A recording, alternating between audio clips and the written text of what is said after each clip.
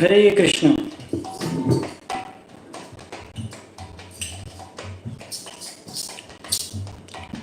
హరే కృష్ణ భక్తులందరికీ స్వాగతం. ఈరోజు మన శ్రీమద్ భాగవతం చర్చకి వచ్చినందుకు హరే కృష్ణ, దండవత్ ప్రణామాలు. ఇప్పుడు మనము జయరాధ మాధవ కీర్తన చేసుకుందాం. జయ రాధా మాధవ కుంజ విహారీ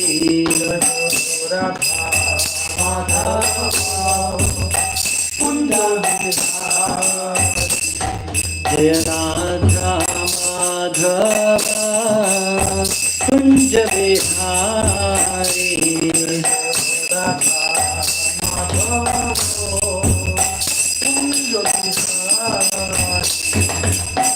गोपीचन वल्लभा गिरिवरधारी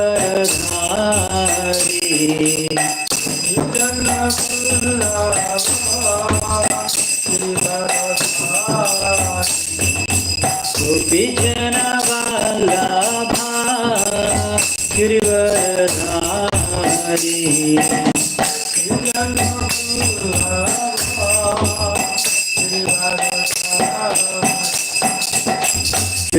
यशोदनन्दना व्रजजनरञ्जना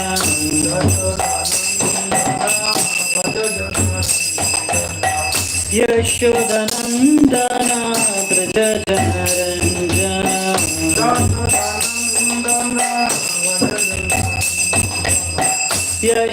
यशोदनन्दना व्रजजनरञ्जना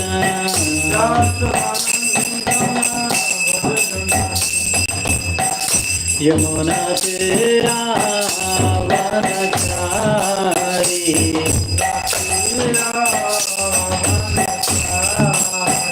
यमुना तीरावनचारी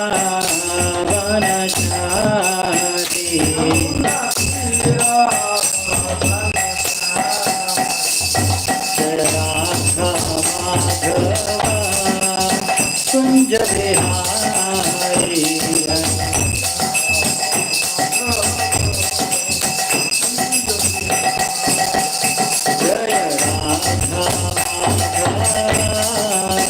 कुंज बिहारी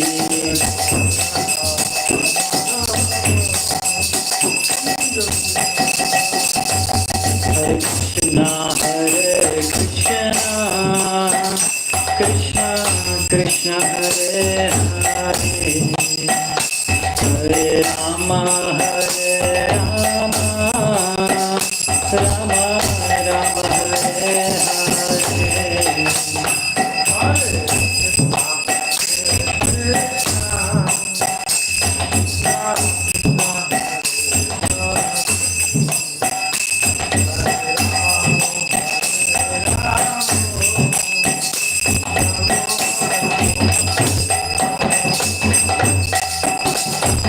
कृष्णा कृष्णा कृष्णा हरे हरे हरे राम राम राम हरे हरे हरे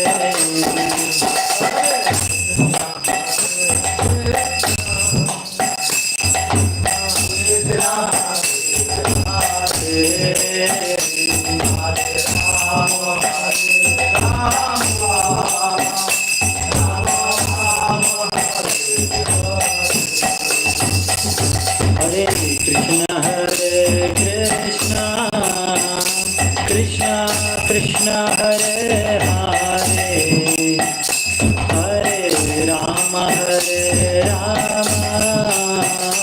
राम राम हरे हरे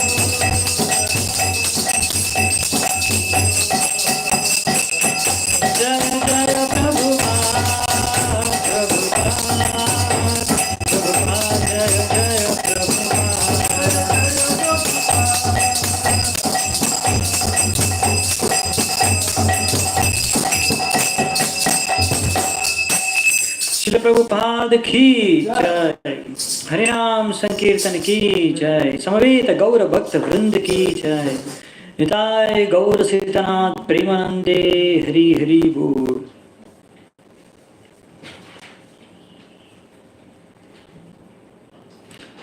ओम अज्ञानतिमिरन्धस्य ज्ञानाञ्जनशलाकया चक्षुरुन्मिलितं येन तस्मै श्रीगुरवे नमः। श्रीचैतन्यमनोभीष्टं स्थापितं येन भूतले स्वयं रूपः कदा मह्यं ददाति स्वपदान्तिकं। वन्देऽहं श्रीगुरुं श्रीयुतापदकमलं श्रीगुरून् वैष्णवांश्च श्रीरूपं साग्रजातं सहगण रघुनाथान्वितां तं सजीवं साद्वैतं सावधूतं परिजनसहितं कृष्णचैतन्यदेवं श्रीराधा कृष्णपादान् सहगणललिता श्रीविशाखान्वितांश्च नमो ॐ विष्णुपादाय कृष्णप्रेष्ठाय भूतले श्रीमते भक्तिवेदान्त स्वामिनिति नामिने नमस्ते सारस्वते देवे गौरवाणी प्रचारिणे निर्विशेष शून्यवादी पाश्चात्यदेशतारिणे नमो महावदन्याय कृष्णप्रेमप्रदायते कृष्णाय कृष्णचैतन्य नामिने गौरत्विषे नमः। हे कृष्णा करुणा सिंधु दीनबंधु जगत्पते गोपेश गोपिका कांत राधा कांत नमोस्तुते तप्त कांचन गौरांगी राधे वृंदावनेश्वरी वृषभानुसुते देवी प्रणमामि हरिप्रिये नीलाचल निवासाय नित्याय परमात्मने बलभद्र सुभद्राभ्यां जगन्नाथाय ते नमः। वाञ्छाकल्पतरुभ्यश्च कृपा सिन्धुभ्यैव च पतितानां पावनेभ्यो वैष्णवेभ्यो नमो नमः। जय श्री कृष्ण चैतन्य प्रभु नित्यानंद श्री अद्वैत गदाधर श्रीवासादि गौर भक्तवृंद। हरे कृष्णा कृष्ण कृष्ण हरे हरे हरे राम राम राम हरे हरे। హరే కృష్ణ. అందరి భక్తులకి స్వాగతం, దండ ప్రణామాలు. సో మనము ఈరోజు ద్రోణసుతుని దండన ఆ యొక్క అధ్యాయాన్ని చర్చించుకుంటాము. అది అశ్వత్థాముని దండించడం, అది ఈరోజు చూస్తాము. ఈరోజు మన చర్చలో అంటే మనం నిన్న 34వ శ్లోకం వరకు చర్చించుకున్నాము. ఇక్కడ మనం చూసామంటే అర్జునుడు అశ్వత్థాముడిని బంధించేశాడు. అర్జునుడు అశ్వత్థాముని ఒక పశువుని బంధించినట్టు తాళ్లతో ఆయన బంధించి తీసుకుని వెళ్తున్నాడు. అంటే బంధించగానే ఇక్కడ వరకు మనం చూసాం నిన్న, బంధించడం వరకు. సో ప్రశ్న ఏంటంటే అర్జునుడు ఎందుకు అశ్వత్థామని బంధించాడు? ఆయన ఏం తప్పు చేశాడు అశ్వత్థామ? ఎందుకు అర్జునుడు అశ్వత్థామను బంధించాడు?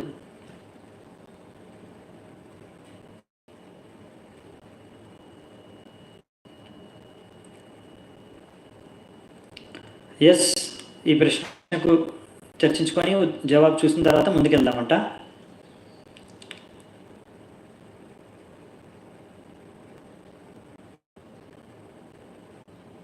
Yes, he killed 5 sons of Draupadi. Correct. ఆయన 5 పుత్రులు, ఆయన ద్రౌపది పడుకుంటున్నప్పుడు, నిద్రలో ఉన్నప్పుడు వాళ్ళని ఆయన నరికి చంపేశారనమాట. అంటే వాళ్ళ తలలు తీసేస్తాడు. సో ఈ విధమైన క్రూరమైన హత్య అశ్వత్థాముడు చేశాడనమాట. అందుకని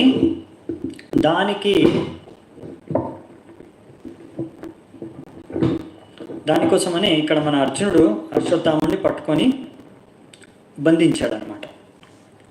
ఇక్కడ వరకు నిన్న మనం చూసాము. ఇలా బంధించిన తర్వాత 34వ శ్లోకంలో వరకు నిన్న చూసింది. 34వ శ్లోకంలో ఇదే ఉంది. ఇలా బంధించినప్పుడు కృష్ణుడు ఆ అర్జునుడిని, ఎంతో కోపంతో ఉన్న అర్జునుడిని చూసి స్మైల్ ఇచ్చాడనమాట, చిరునవ్వు నవ్వాడంట. సో సారీ, ఇక్కడే స్మైల్ ఇవ్వలేదు. జస్ట్ ఆయన ఒక లోటస్ ఐస్, ఆయన యొక్క పద్మాలతో ఆయన యొక్క కళ్ళని, ఎందుకంటే అంత సౌందర్యంగా ఉంటాయి భగవంతుడి కళ్ళు కాబట్టి, ఆ పద్మ పువ్వులతోని వచ్చి చెప్తున్నారు. అలాంటి కళ్ళతో ఆయన అర్జునుడిని చూశాడంట. చూసి ఏం చెప్పాడు, అది ఏం చెప్పాడు కృష్ణుడు ఇప్పుడు అర్జునుడికి అనే విషయాన్ని ఈరోజు చూద్దాం మనము. 35వ శ్లోకం నుంచి.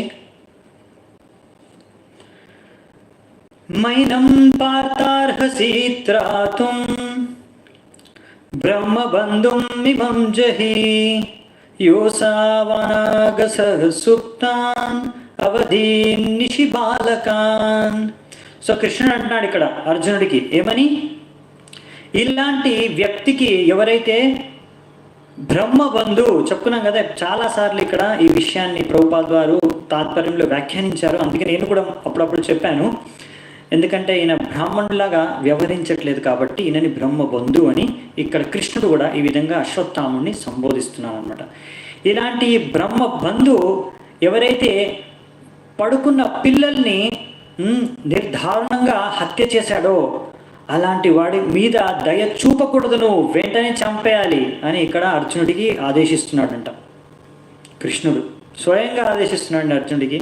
ఎందుకు ఇలా కృష్ణుడు ఎందుకు అంటున్నాను నేను అని దానికి కారణం కూడా చెప్తున్నాడు.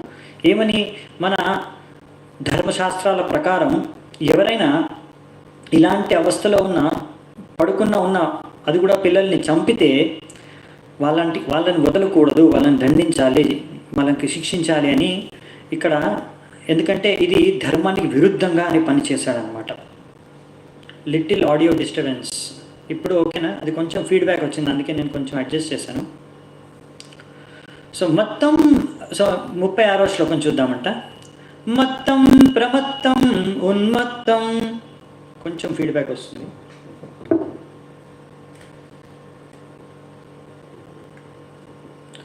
హరే కృష్ణ.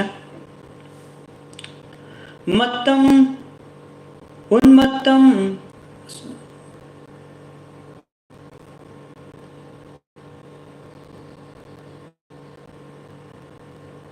హరే కృష్ణ. మత్తం ప్రమత్తం ఉన్మత్తం సుప్తం బాలం స్త్రియం జడం ప్రపన్నం విరతం భీతం నరిపుం హంతి ధర్మవేత్. ఈ ధర్మానుసారంగా ఇలాంటి వాళ్ళని చంపకూడదు, ఇలాంటి వాళ్ళని చంపితే అది ధర్మానికి విరుద్ధంగా వ్యవహరించినట్టు అవుతుంది అని ఇక్కడ చెప్తున్నా.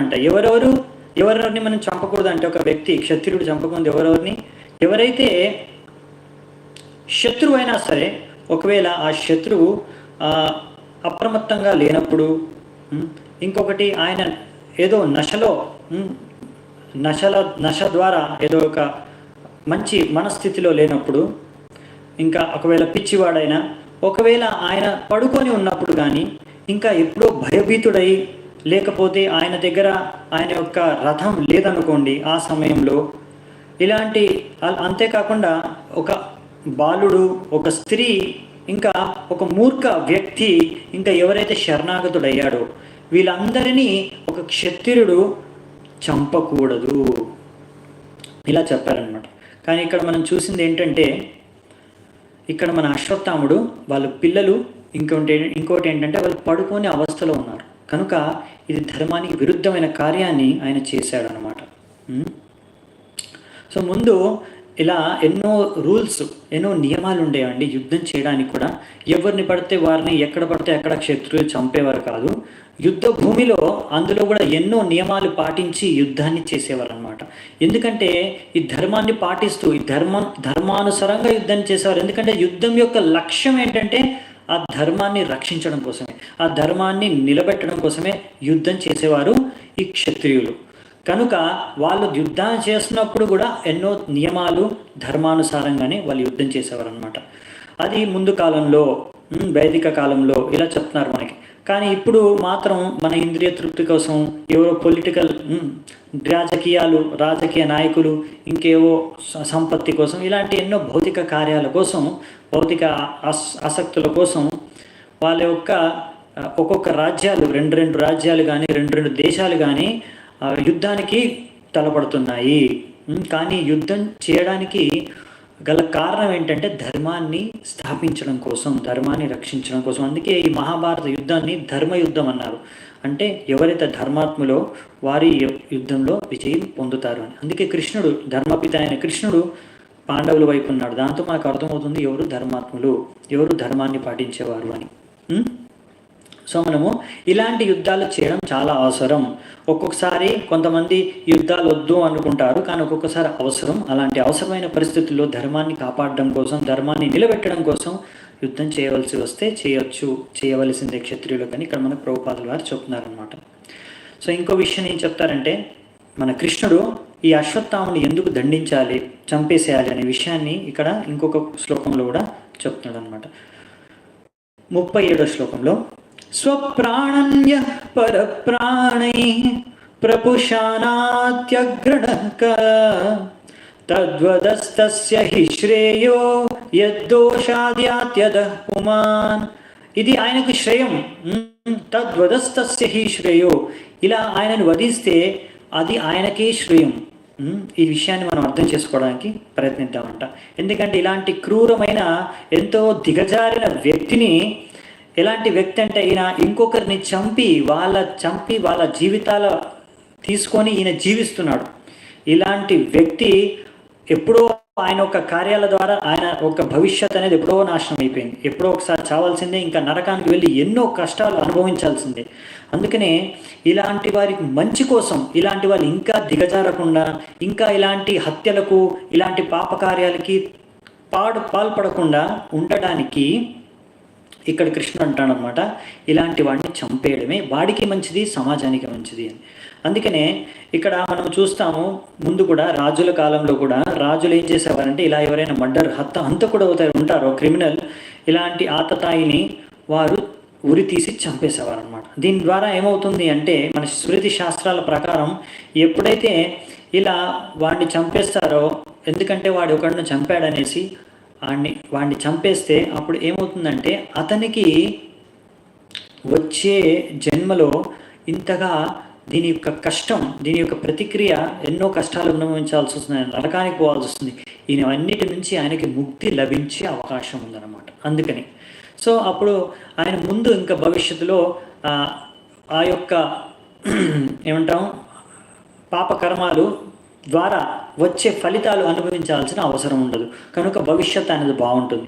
మీరు అనుకోవచ్చు, ప్రభుజీ మరి వాడిని దండించేందుకు, ఎలాగో వాడి యొక్క కర్మానుసారంగా వచ్చే జన్మలను, నరకములను అనుభవిస్తాడు కదా, మరి వాడిని దండించడం ఎందుకు అంటే, వాడిని దండించకపోతే వాడు ఇంకెంతో మందిని ఇలా హతమారుస్తాడు, ఇలా ఎంతో అమాయకుల్ని ప్రాణాలు బలి తీసుకుంటాడు, ఇంకా ఎన్ని పాపాలు చేస్తాడు. దాని ద్వారా అతన్ని దండించకపోతే ఎంతో మందికి హాని కలగవచ్చు. అంతేకాకుండా వీడిని చూసుకొని, వీడిని ఆదర్శంగా తీసుకొని ఎంతో మంది ఇలా తయారవ్వచ్చు. సో అలా అందరూ తయారవుతే అప్పుడు సమాజంలో శాంతి, భద్రత అనేవి ఉండవు. అందరూ అల్లకొల్లంలో జీవిస్తారు భయభీతులై. అందుకనే కొన్ని నియమాలు ఉంటాయన్నమాట. దాని ప్రకారం రాజులు కొంతమంది క్రూర వ్యక్తులని, ఇలాంటి హంతకులని, ఆతతాయులని చంపవలసి వస్తుంది. కనుక ఇలా మనువు కూడా చెప్పారనమాట.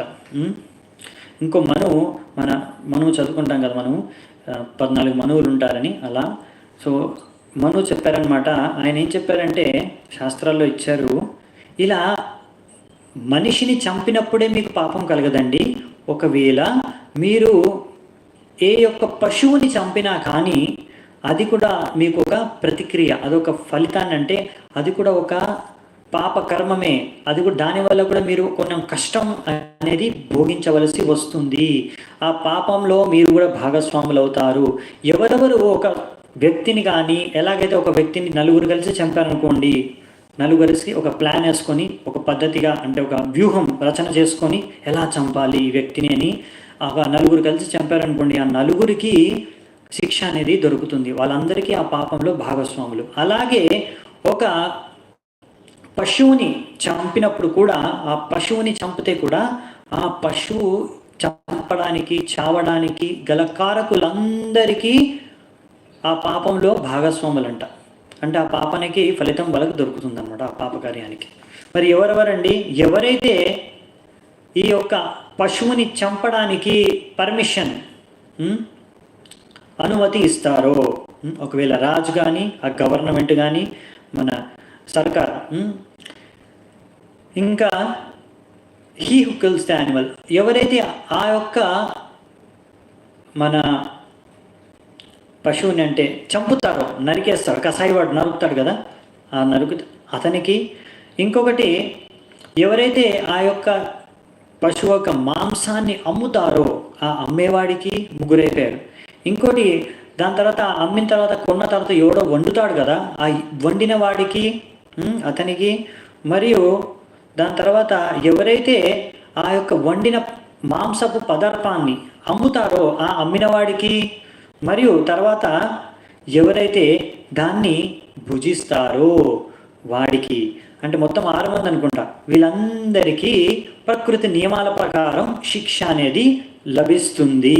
వీళ్ళందరూ ఆ పాపకార్యంలో భాగస్వాములు. ఎవరెవరండి? ఎవరైతే అనుమతి ఇచ్చారో, ఫస్ట్ అనుమతించారు, ఇంకోటి ఎవరెవరైతే ఆ పశువుని చంపుతున్నారో, స్వయంగా నరుకుతున్నారో, ఇంకొకటి ఎవరైతే అమ్ముతున్నారో, ఇంకోటి ఎవరైతే వండుతున్నారో, ఇంకోటి ఎవరు మళ్ళీ వండిన పదార్థాన్ని అమ్ముతున్నారో, లాస్ట్ ఎవరైతే తింటున్నారో.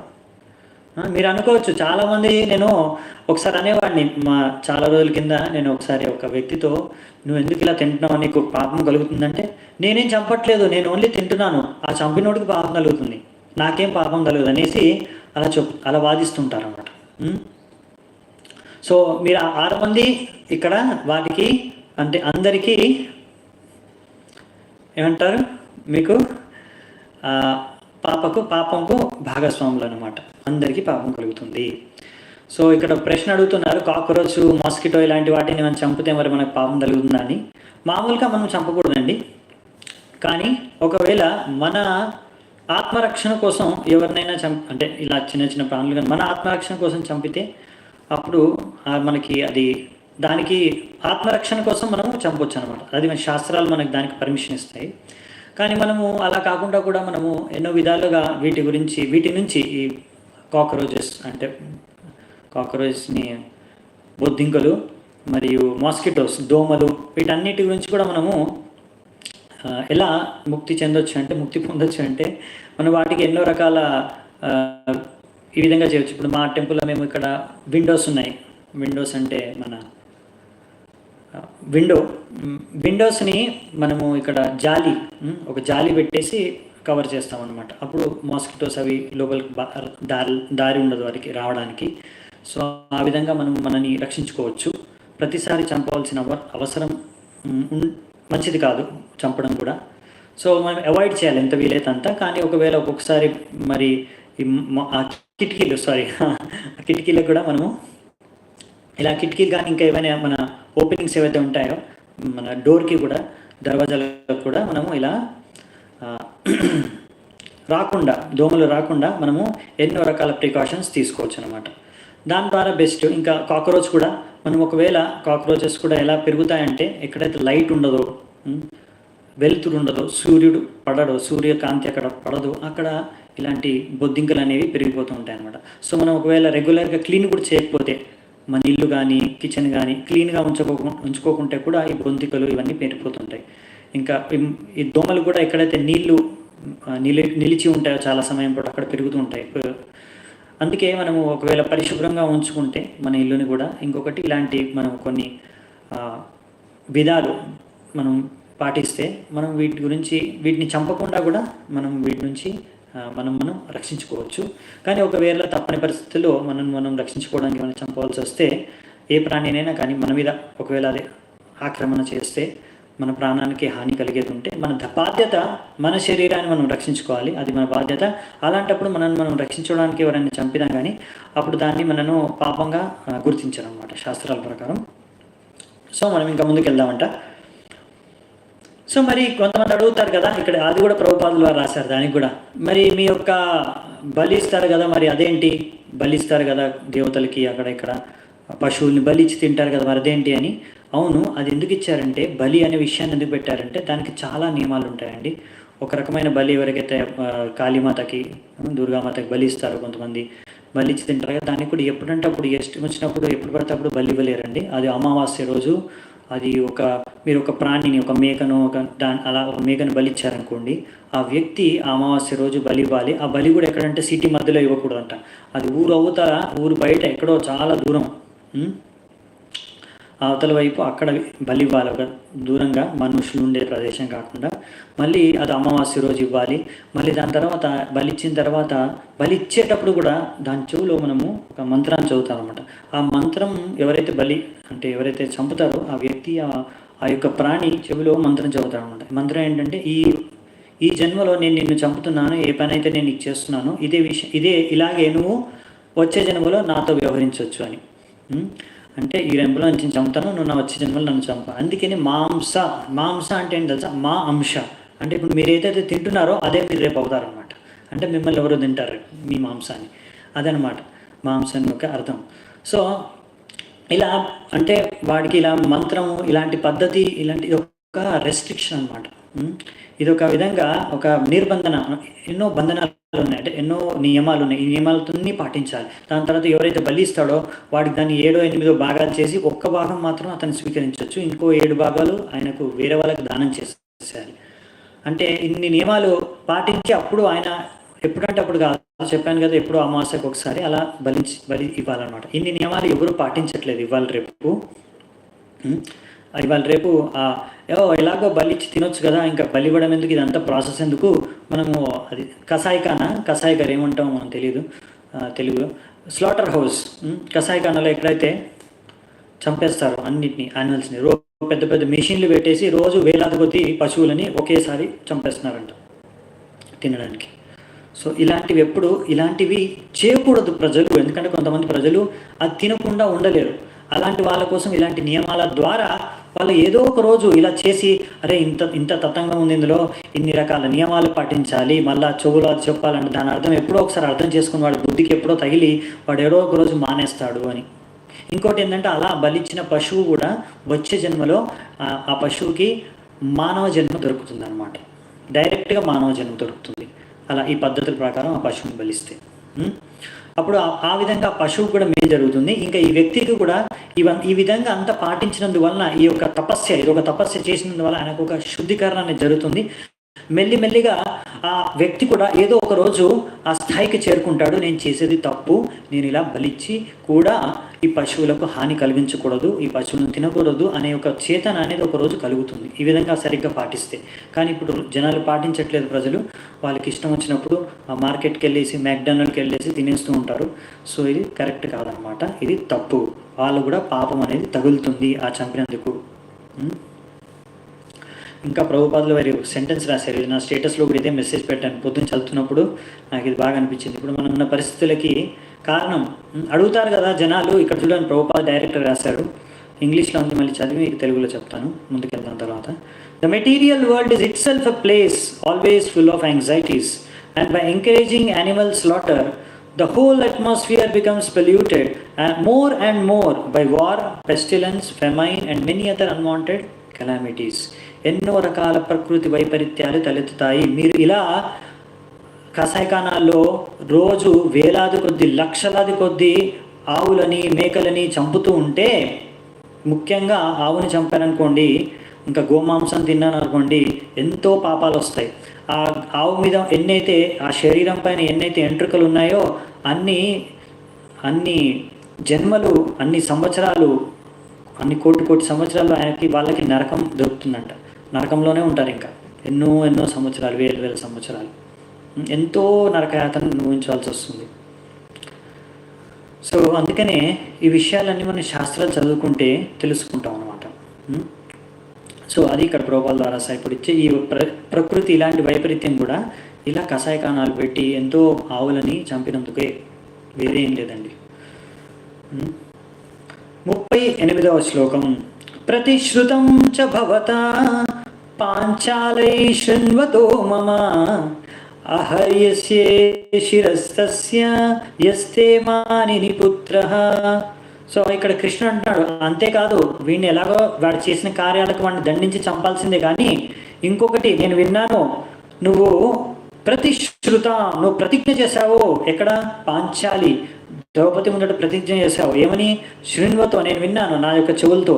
నువ్వు శిరస్తస్య, వీడి తలకాయ తీసుకొని వస్తానని నువ్వు ప్రతిజ్ఞ చేశావు. మరి నీ ప్రతిజ్ఞను నువ్వు నిలబెట్టుకోవాలి కదా, కనుక ఇప్పుడు దండించాల్సిందే. తదసౌ వధ్యతాం పాపా ఆతతాయాత్మబంధుః భర్తుశ్చ విప్రియం వీర కృతవాన్ కులపాంసనః. ఇక్కడ ఏమంటాడంటే, ఈ యొక్క వ్యక్తి ఆతతాయి, ఒక మర్డరు, హంతకుడు. ఎవరిని అంతపరిచాడు, ఎవరిని చంపాడంటే మీ యొక్క సొంత పరివారం, సొంత ఫ్యామిలీ, మీ కుమారుల్ని. అంతేకాదు ఆయన యొక్క ప్రభు అంటే ఆయన యొక్క మాస్టర్ అయిన దుర్యోధనుని కూడా అసంతృప్తి పరిచాడు ఇలాంటి కార్యం వలన. సో ఇలాంటి వాడు వారి యొక్క వంశానికి కులానికే ఒక మచ్చ. అంటే ఇలాంటి వాడు ఇంకా చెప్పాలంటే బంట్ రెమినెంట్స్ అంటే కాలిపోయిన బూడిదతో సమానం వాళ్ళ యొక్క కులానికి వంశానికి ఇలాంటి వ్యక్తి. సో ఇలాంటి వ్యక్తిని వెంటనే చంపి పారేసేయాలి అని కృష్ణుడు చెప్తున్నాడు. చూడండి, ఇన్ని శ్లోకాలు కృష్ణుడు చెప్తున్నాడు అర్జునుడిని చంపమనేసి. మరి అర్జునుడు ఏం చేస్తాడండి? అది చూద్దామంట మనం ఇక్కడ. అంటే ఒక క్షత్రియుడు ఇలాంటి పాపం ఎవరినో చంపితేనే వాడిని దండించి చంపేయాలి. అలాంటిది వాళ్ళు చంపడమే కాకుండా నీ యొక్క కుమారులనే చంపాడు కనుక వాడిని వదిలే ప్రసక్తి లేదని ఇక్కడ కృష్ణుడు అర్జునుడికి చెప్తున్నాడు. అప్పుడు చంపమని కృష్ణుడు అర్జునుడికి చెప్తే తర్వాత ఏం చేశాడు అర్జునుడు అనేది మనం చూద్దాం. సూత ఉవాచ. ఇప్పుడు సూత గోస్వామి ఏమంటారంటే, ఏవం పరీక్షతా ధర్మం పార్థ కృష్ణేన చోదితః నైచ్ఛద్దంతం గురుసుతం యద్యాప్యాత్మహనం మహాన్. సో ఇక్కడ ఏమంటారంటే ఏవం పరీక్షతా ధర్మం, ఈ ధర్మ పరీక్షను కృష్ణుడు అర్జునుడికి పెట్టాడట. చూడండి, మీరు అనుకోవచ్చు ఏంటి ఇంతసేపు దీన్ని చర్చించడం ఏంటి, ఏదో ఆయనకి ఏం దండం ఇచ్చారో చెప్పేసి అంటూ ఒక లైన్లో చెప్పేయచ్చు కదా. అశ్వత్థామకి ఏం దండించారో ఎలా దండించారో అయిపోతుంది కదా చాప్టరు. ఇంతగానో చర్చించుకోవడం దేనికంటే ఈ యొక్క లీల చేసింది ఎందుకు అంటే మీకు ఎన్నో విషయాలు ఇక్కడ అర్థం చేసుకోవడానికి. ఎలాగైతే ఇప్పుడు మనం కొన్ని విషయాలు చర్చించుకున్నామో అలాగే ఈ విషయం కూడా చర్చించుకుంటాం. ఇప్పుడు కృష్ణుడు ఇక్కడ మీరు బాగా గమనించాలి, ఈ లీలలో ప్రతి ఒక్క సీన్ ఒక్కొక్క సీన్లోంచి మనం ఎన్నో విషయాలు మనం అర్థం చేసుకోవచ్చు, నేర్చుకోవచ్చు. సో మనం ఇక్కడ అన్ని చర్చించుకుంటామండి. ఇప్పుడు అన్ని కారణాలు వస్తాయి, ఇంకా ఎన్నో వాగ్వివాదాలు జరుగుతాయి భక్తుల మధ్యలో, పాండవుల మధ్యలో, కృష్ణుడి మధ్యలో, భీముడి మధ్యలో. సో అన్నీ చూద్దామండి ఈరోజు. అది ఈరోజు విషయం చర్చ. సో ఇక్కడ సూతవాచ ఏమంటాడంటే, సూత గోస్వామి ఆయన అంటాడు ఈ విధంగా కృష్ణుడు అర్జునుడికి ఒక పరీక్ష పెట్టాడు ధర్మం విషయంలో. కృష్ణుడు ఏమంటాడు, ఆయన చంపేసాయని చెప్తున్నాడు అనమాట. కానీ మన అర్జునుడు ఇది అర్థం చేసుకున్నాడు, ఇతను సాధారణ వ్యక్తి కాదు, ఈయన ద్రోణాచార్యుడు యొక్క మన గురువు యొక్క పుత్రుడు, గురు సుతం. మరియు అర్జునుడు మహా గొప్ప వ్యక్తి. మీకు తెలుసు కదా, ఆ యుద్ధంలో కూడా భగవద్గీత ముందు కూడా భగవద్గీత చెప్పాల్సింది కృష్ణుడు. ఎందుకంటే అర్జునుడు వెంటనే మన బంధువుని చంపడానికి వెనకాడుతున్నాడు, అంతే కదా. అందుకే కృష్ణుడి గీత చెప్పాడు, అవునా? అందుకనే. కానీ ఇక్కడ ఇంకా ధర్మ విషయాలు ఉన్నాయి. ఇక్కడ రణభూమిలో లేరు, వారు యుద్ధ భూమిలో లేరు. అందుకే ఇక్కడ కొన్ని రూల్స్ కొంచెం వేరీ అవుతాయి అన్నమాట, చేంజ్ అవుతాయి. అందుకే ఆయన తన ఇలాంటి గురుపుత్రుడిని ఇలాంటి పరిస్థితుల్లో ఆయనకి చంపడానికి మనసు ఒప్పలేదు. ఆయన అనుకున్నాడు ఈ యొక్క ధర్మం ప్రకారం. ఆయన అర్జునుడు అనుకున్నది ఏంటంటే ఇక్కడ చంపకుండా వీడిని నేను శిబిరానికి తీసుకొని వెళ్తాను ద్రౌపది ముందుకి అని ఆలోచిస్తున్నాను అనమాట. అలా ఆయన డెసిషన్కి వచ్చాడు. ఇలా భగవంతుడు చాలాసార్లు మన భక్తులకి, అనిశుద్ధ భక్తులకి, అందరు భక్తులకి వాళ్ళ యొక్క భక్తిలో వాళ్ళు పెరిగే స్థాయిలో ఉన్నతి చెందుతున్న స్థాయిలో వాళ్ళకు టెస్ట్ పరీక్ష అనేది పెడతారనమాట. ఆ పరీక్ష మనము ఎంతో నిజాయితీగా, మనము ఎంతో శుద్ధ భక్తిని నియమనిష్టాలతో చేస్తే ఆ పరీక్షను మనం అధిగమించవచ్చు. అప్పుడు మనం పరీక్షను పాస్ అయితే అప్పుడు నెక్స్ట్ ఇంకో హయ్యర్ లెవెల్కి భక్తి వెళ్తుంటాం అన్నమాట.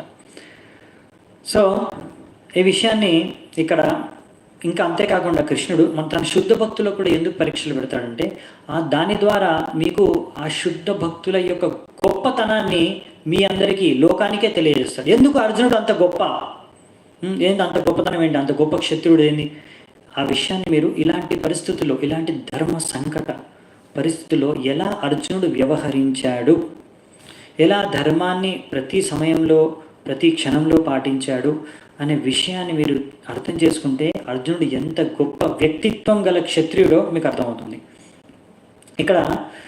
అందుకనే కృష్ణుడు ఇలా గోపిలకు కూడా కొన్ని టెస్ట్ పెడతారు. ప్రహ్లాద్ మహారాజు ఎన్ని సహించాల్సి వచ్చింది భగవంతుడు ప్రత్యక్షం అవ్వకన ముందు. ఎన్ని విధాలుగా హిరణ్యకశిపుడు ఆయన చంపడానికి ప్రయత్నించాడు. మరి శుద్ధ భక్తుడు కదా ప్రహ్లాద్ మహారాజు. అలా ఎంతోమంది శుద్ధ భక్తులు జీవితాలు మీరు చూస్తారు. పాండవులు ఎన్ని కష్టాలు అనుభవించారు, వాళ్ళ జీవితాంతం కష్టాలు అనుభవించారు. అయినా కానీ వాళ్ళు ఎప్పుడూ కృష్ణుడిని మర్చిపోలేదు. ఎలా కృష్ణుడి భక్తి ప్రతి కష్టంలోనూ కృష్ణుడు ఎలా గుర్తుంచుకున్నారు, పాండవులు, కుంతిమారాణి, ఇంకా అందరూ ఎంతోమంది భక్తులు. మనం అందుకే కొన్ని ఇలాంటి భక్తుల యొక్క చరిత్ర వాళ్ళు చూస్తే వాళ్ళు ఎలా వ్యవహరించారు, ప్రతి సీన్ అందుకే చాలా ఇంపార్టెంట్ అండి. ప్రతి శ్లోకంలో ఒక్కొక్క విషయాన్ని మనం నేర్చుకుంటాం.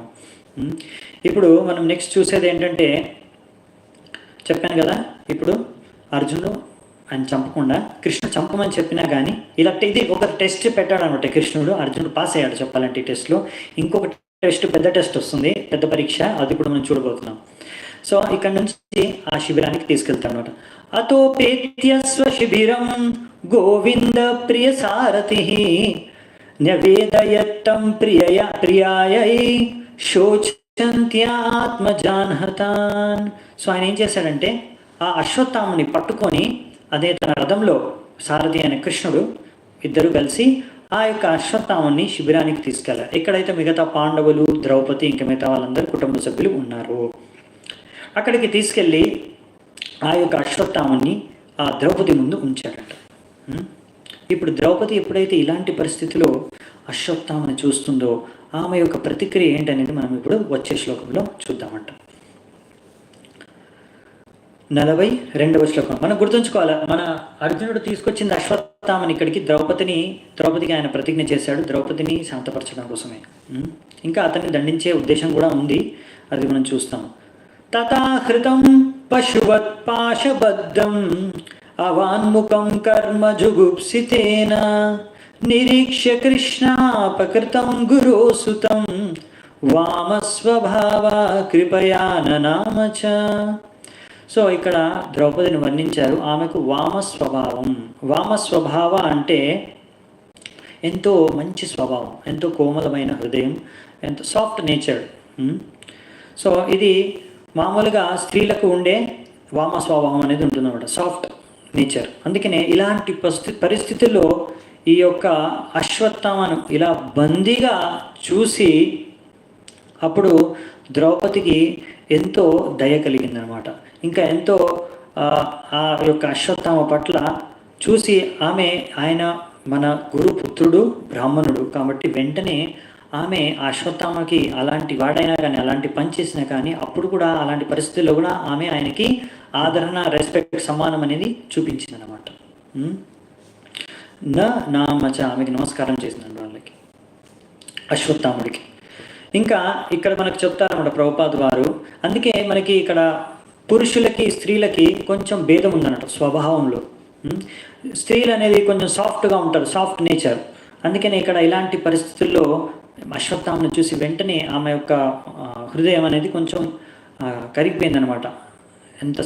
ఎలాంటి పరిస్థితిలో మనము అంటే అలా ట్రీట్ చేస్తున్నాం అన్నట్టు చెప్తుంది. ఇప్పుడు నెక్స్ట్ కూడా ద్రౌపది, నెక్స్ట్ శ్లోకాలన్నీ ద్రౌపది చెప్పేవే. సో ఇది సరికాదన్నట్టు ఆమె మనసులో అనిపించిన విషయం అనేది ఇప్పుడు చెప్తుంది. సో ఇది ఒక స్వభావంలో వేరు అనమాట. అదే పురుషుడైతే ఆయన ఇప్పుడు లాజికల్గా ఎక్కువ ఆలోచిస్తాడనమాట. ఎవరైనా సరే, వీడు బ్రాహ్మణుడైతే ఏంటి, ఎవరైనా సరే వీడు తప్పు చేశాడు కాబట్టి వీడిని దండించాలి. ఆ యొక్క విచక్షణ శక్తి అంటే విచక్షణ భావం అనేది పురుషుల్లో ఎక్కువగా ఉంటుంది. అంటే ఆ యొక్క పరిస్థితులు ఎవరైనా సరే అలాంటి వాటితో ప్రభావితం అవ్వరు అనమాట. ఎక్కువగా స్త్రీలు ఎక్కువగా ప్రభావితం అవుతారు, ఎందుకంటే వాళ్ళు ఎక్కువ సాఫ్ట్ నేచర్. కానీ కొన్ని విషయాల్లో, కొన్ని సందర్భాల్లో ఈ స్త్రీకున్న స్వభావం అనుకూలం ఆ యొక్క పరిస్థితికి, ఆ యొక్క వ్యక్తికి ఆ విధంగా వ్యవహరించడానికి ఆ యొక్క పరిస్థితుల్లో.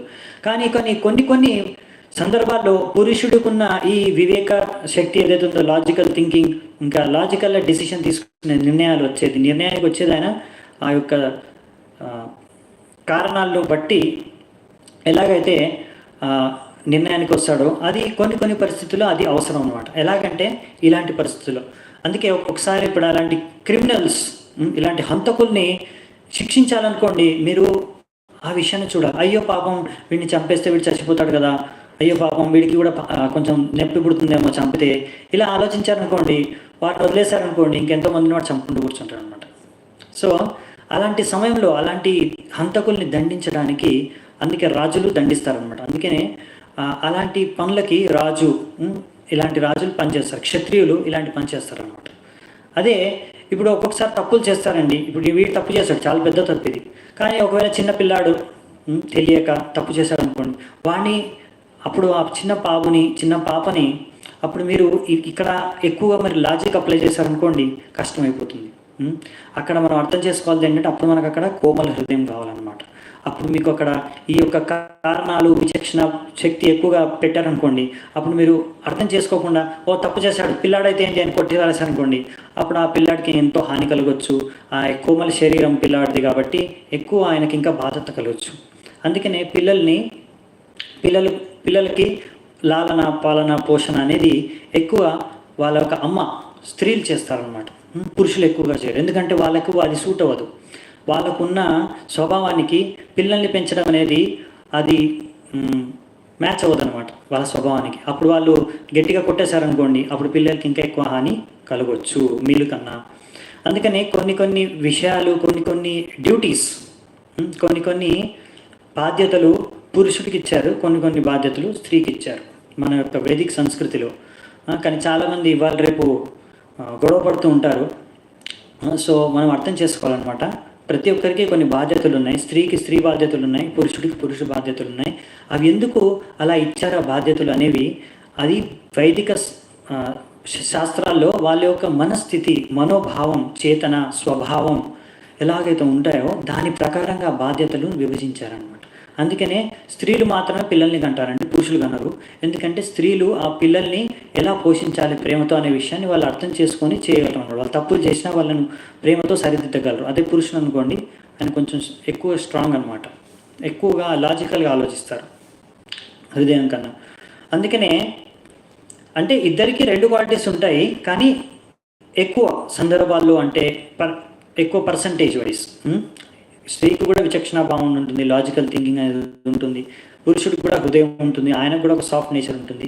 కానీ ఇక్కడ ఏంటంటే మనం ఒక జనరల్గా మనము చూస్తే ఒక పురుషుడు ఒక స్త్రీకి అనేసి ఒక్కొక్క పురుషుల్లో ఈ పర్సంటేజ్ ఎక్కువ తక్కువ ఉంటాయి, స్త్రీలు కూడా కొంచెం ఎక్కువ తక్కువ ఉంటాయి ఒక్కొక్క స్త్రీని బట్టి. సో మనం అర్థం చేసుకోవాల్సి ఏంటంటే మన శాస్త్రాల్లో ఏవైతే ఇచ్చారో అన్నీ బాగా పర్ఫెక్ట్గా ఇస్తారు. కానీ మన యొక్క ఎలాగైతే మన శాస్త్రంలో వర్ణాశ్రమ ధర్మంలో వర్ణాలు, ఈ ఆశ్రమాలు అంటే కులాలు అనేవి ఇప్పుడు తీసుకొచ్చారు వీళ్ళు కొత్తగా. కానీ ఆ కాన్సెప్ట్ మనది వచ్చేసి గుణ కర్మల్ని బట్టి వాళ్ళ యొక్క మనిషిది వర్ణము, ఆశ్రమం అనేది డిసైడ్ అవుతుంది, నిర్ణయిస్తారు.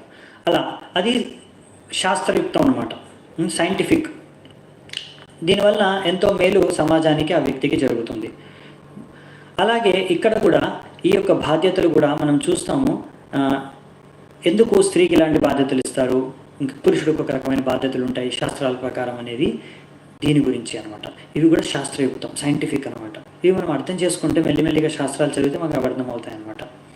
కానీ వీటిని దుర్వినియోగం, తప్పు రకంగా మన యొక్క ప్రజలు ఆ శాస్త్రాన్ని సరిగ్గా అర్థం చేసుకోకుండా, దాంట్లో ఉన్న ఈ నియమాలు, వాటి యొక్క తత్వాలు సరిగ్గా అర్థం చేసుకోకుండా వాటిని దుర్వినియోగం చేశారనమాట.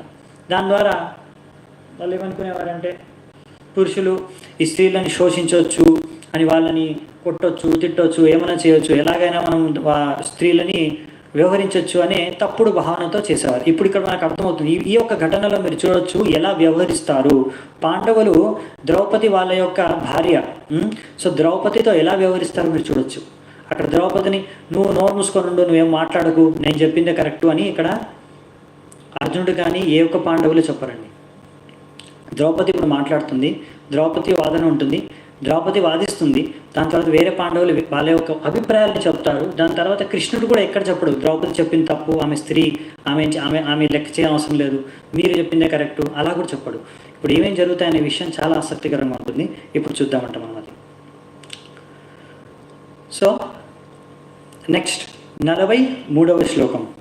ఉవాచ చాసహంత్యస్య బంధనానయనం సతి ముచ్యతామేష బ్రాహ్మణో నితరాం గురు.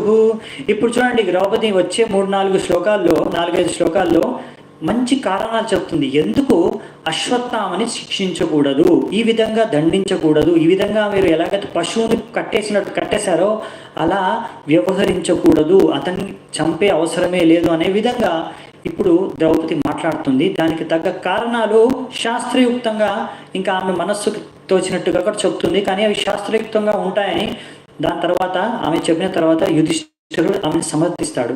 ఆ విషయాన్ని కూడా మనం ఈరోజు చూస్తాం అనమాట. ఇప్పుడు ఒక్కో శ్లోకంలో ఒక్కో విషయం ఆమె చెప్తుంది. ఇది మనం చూద్దామంట.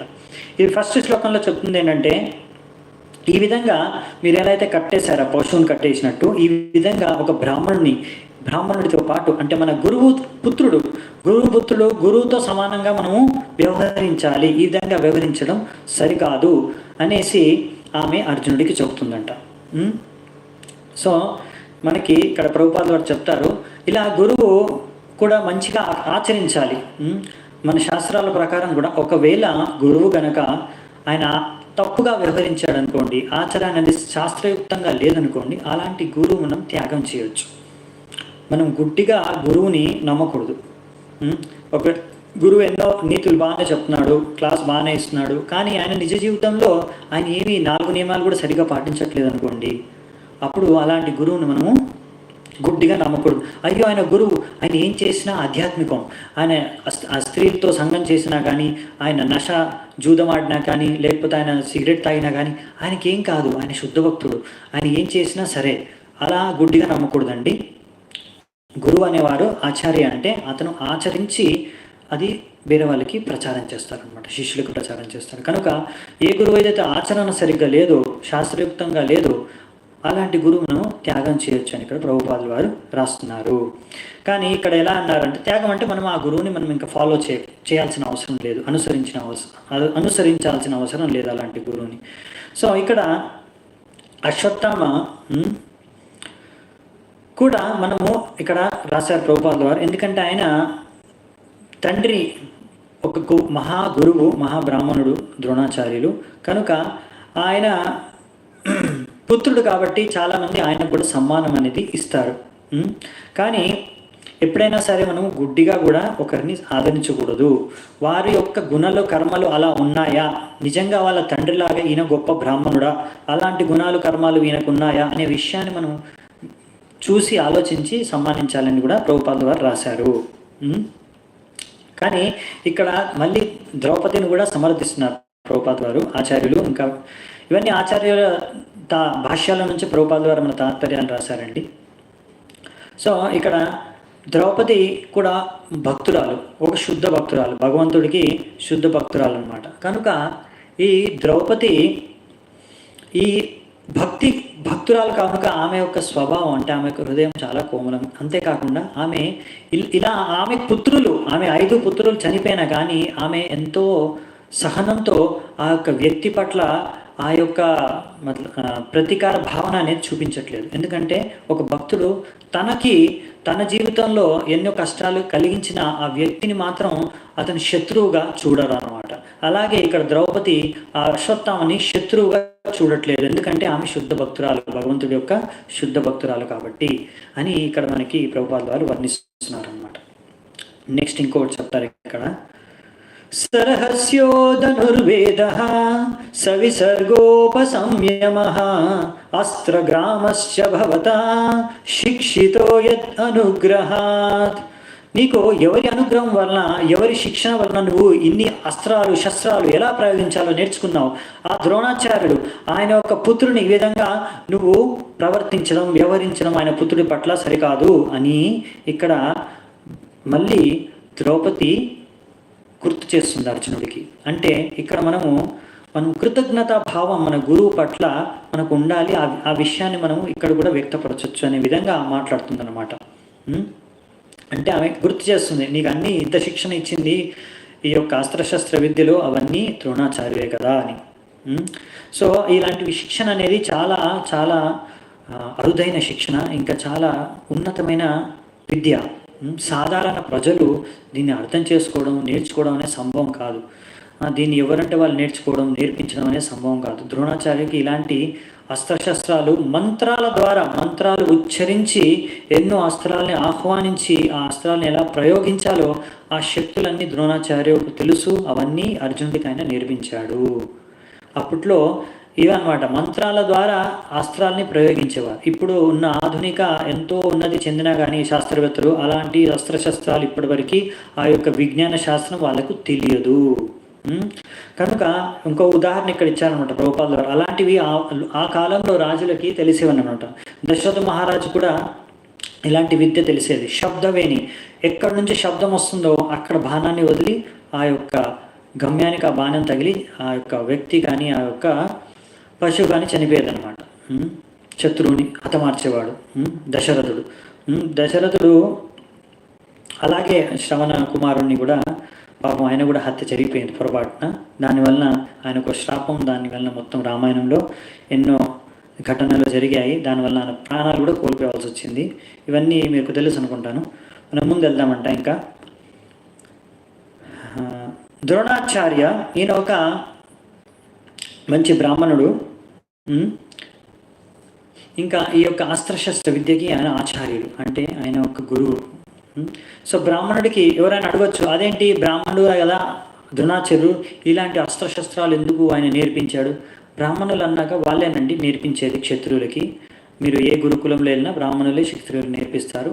విద్యలు, శాస్త్రిక విద్యలు కూడా, శస్త్రాలు ప్రయోగించే విద్య కూడా బ్రాహ్మణులే నేర్పిస్తారు. కనుక ఇది బ్రాహ్మణుల యొక్క కర్తవ్యం, అది వాళ్ళ యొక్క ప్రొఫెషన్, వాళ్ళు చేసే పని అది. బ్రాహ్మణులు చేసే పనులు ఏమంటే ఇలా టీచర్, వాళ్ళు శిక్షకులు, శిక్షణ అందిస్తారు శస్త్రాల గురించి కానీ శాస్త్రాల గురించి కానీ అందరికీ.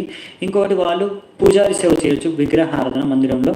ఇది ఇంకొకటి ఏంటంటే వాళ్ళు దానాన్ని ధనంగా చారిటీ.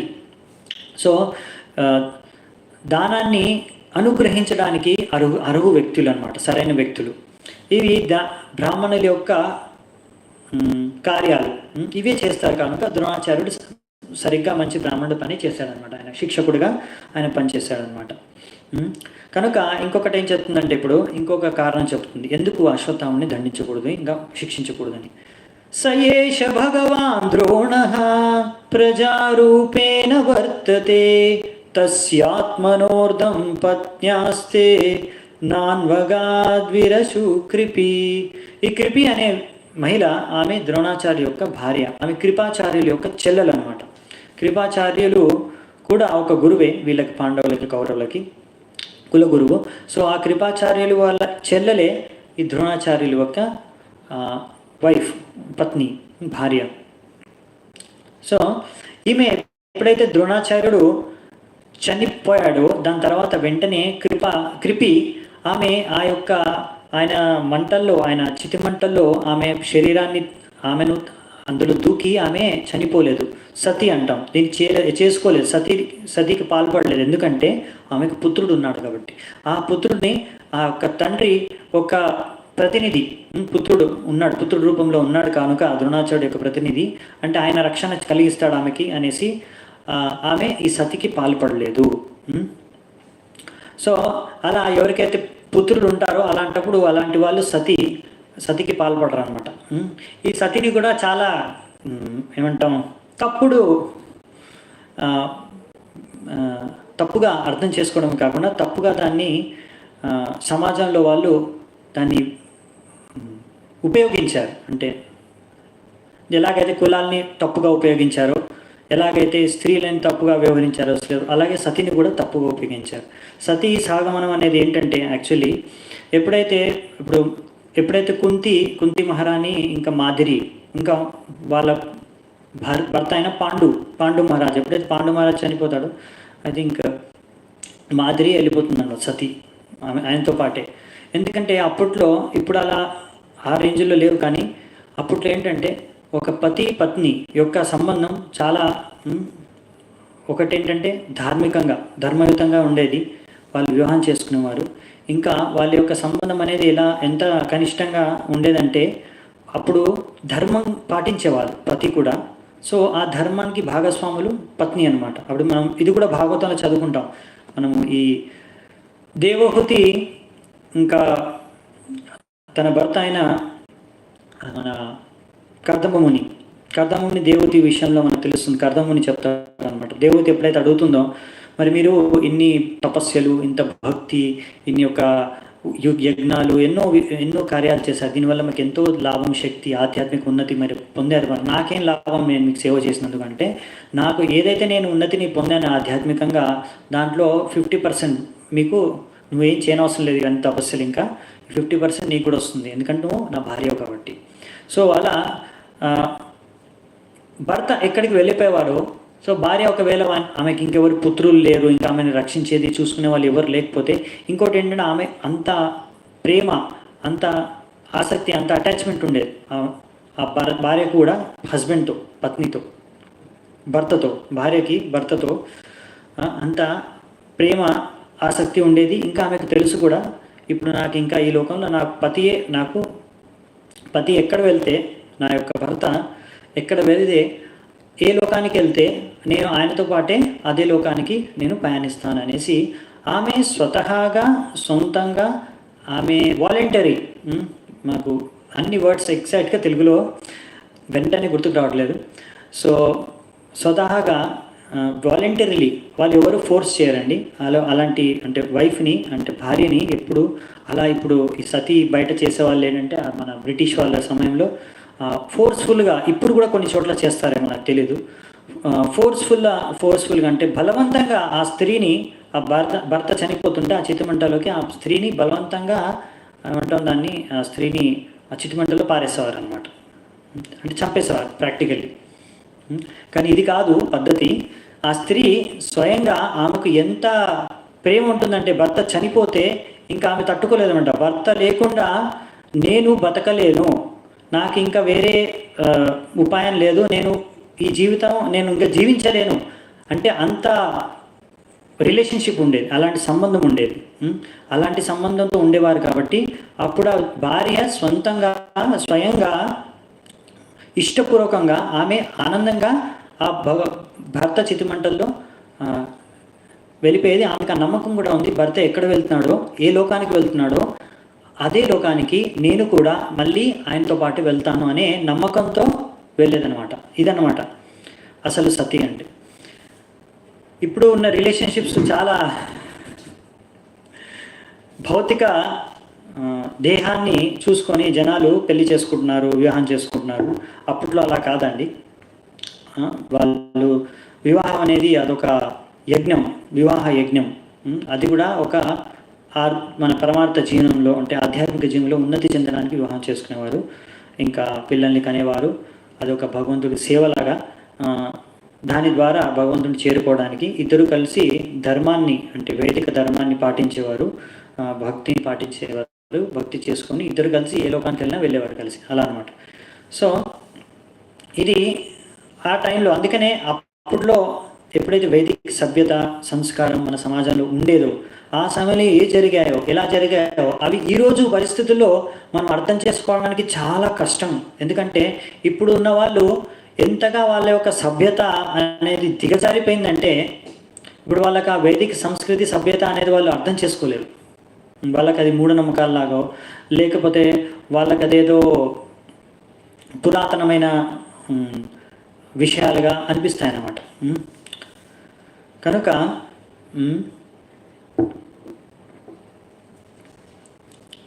ఓకే, నేను ప్రశ్నలు ఇంకా విషయం గురించి ఎక్కువ చర్చించను, ఎందుకంటే చాలామంది ఇందులో ప్రశ్నలు వస్తాయి.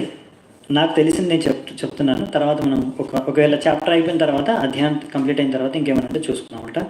సో మెయిన్గా ఏంటంటే ఇక్కడ పాయింట్స్ వచ్చాయి, ప్రభుపాదులు రాశారు కాబట్టి చెప్పాను. అవి చెప్పినప్పుడు కొంచెం ఎక్స్ప్లెనేషన్ ఇవ్వాల్సి వస్తుంది కాబట్టి దాని గురించి కొంచెం చర్చ చేశాను. సో ఇంకో కారణం, ఇప్పుడు ఇదొక కారణం చెప్తుందన్నమాట. ఏమంటే ఇప్పుడు ఇంకా వాళ్ళ యొక్క కృపి ఎందుకుంది, ఆమె బతికెందుకుంది, వాళ్ళ కొడుకున్నాడు, నాకు కొడుకున్నాడు అనేసి ఆమె చనిపోలేదు, ఇంకా బతుకుంది. మనం వాళ్ళ కొడుకుని చంపేస్తే మరి ఆమె బతికి ఉండేదానికి కారణం లేకుండా పోతుంది. అంతేకాకుండా ఇంకొకటి చెప్తుంది అనమాట. తద్ధర్మజ్ఞ మహాభాగ భవద్భిర్గౌరవం కులం వృజినం నార్హతి ప్రాప్తుం పూజ్యం వంద్యం అభీక్ష్ణశః. ఇంకేం చెప్తున్నారంటే, ఆమె అర్జునుడికి చెప్తున్నాడు, ఓ మహాభాగ, ఓ ఎంతో భాగ్యవంతుడైన నా భర్తవే నువ్వు, నీకు ఎవరైతే అన్ని ధర్మాల గురించి తెలుస్తావు, ధర్మాల యొక్క నియమాల గురించి తెలుసో, మీకు తెలిసిందే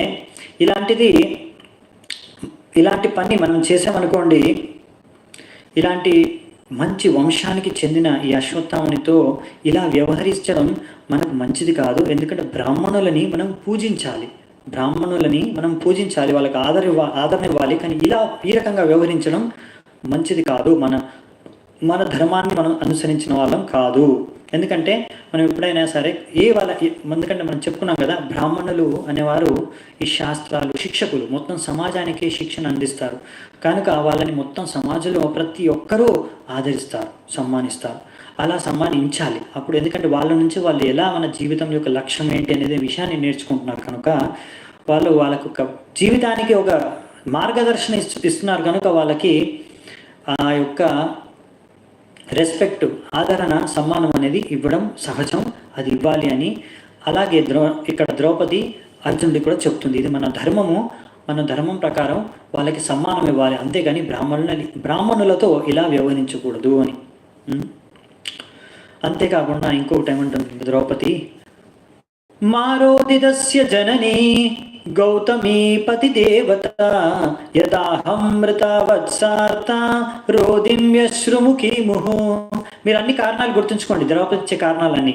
ఇంకో కారణం ఏం చెప్తుందంటే, ఇంకా 2 కారణాలు ఉన్నాయి, ఇంకొక కారణం ఇప్పుడు చెప్తున్నాను, దీని తర్వాత ఇంకొకటి ఉంది.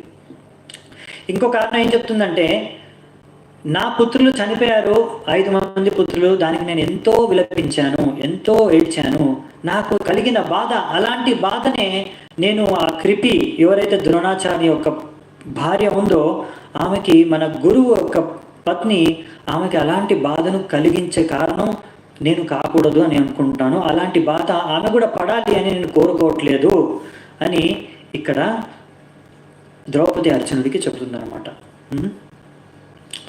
ఇంకోటి నెక్స్ట్ 48వ శ్లోకం, యైకోపితం బ్రహ్మకులం రాజజ్ఞైరజితాత్మభిః తత్కులం ప్రదహత్యాశు సానుబంధం సుచార్పితం.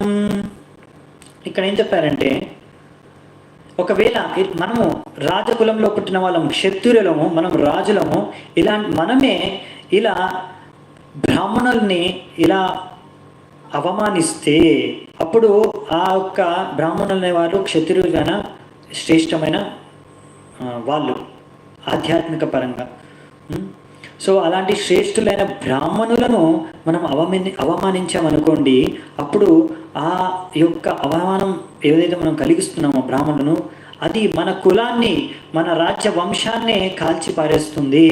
కనుక దీనివలన ఇలా మనం వ్యవహరిస్తే తర్వాత మనకే ఎంతో, మన కులంలో అందరం మనం బాధపడవలసి వస్తుంది. కనుక ఇలా చేయకూడదు అని ఇప్పుడు ద్రౌపది తన కారణాలను అర్జునుడి ముందు ఉంచింది. అర్జునుడే కాదు, అక్కడ యుధిష్ఠిర మహారాజు, కృష్ణుడు, భీముడు, నకుల సహదేవులు, ఇంకా ఎంతోమంది వాళ్ళ కుటుంబ సభ్యులు ఉన్నారన్నమాట. వాళ్ళందరి సమక్షంలో ఆమె ఈ విధంగా పలికింది.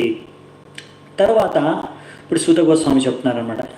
అలా సూత ఉవాచ ధర్మం న్యాయం సకరుణాం నిర్వ్యలీకం సమం మహత్ రాజా ధర్మసుతో రాజ్ఞః ప్రత్యనందత్ వచో ద్విజః.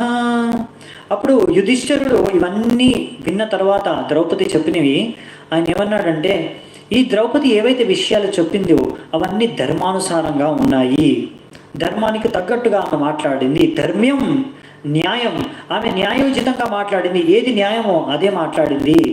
ఇంకొకటి సకరుణం, ఇవెంతో కరుణాభరితమైన మాటలు, ఎంతో కరుణతో ఆమె మాట్లాడింది.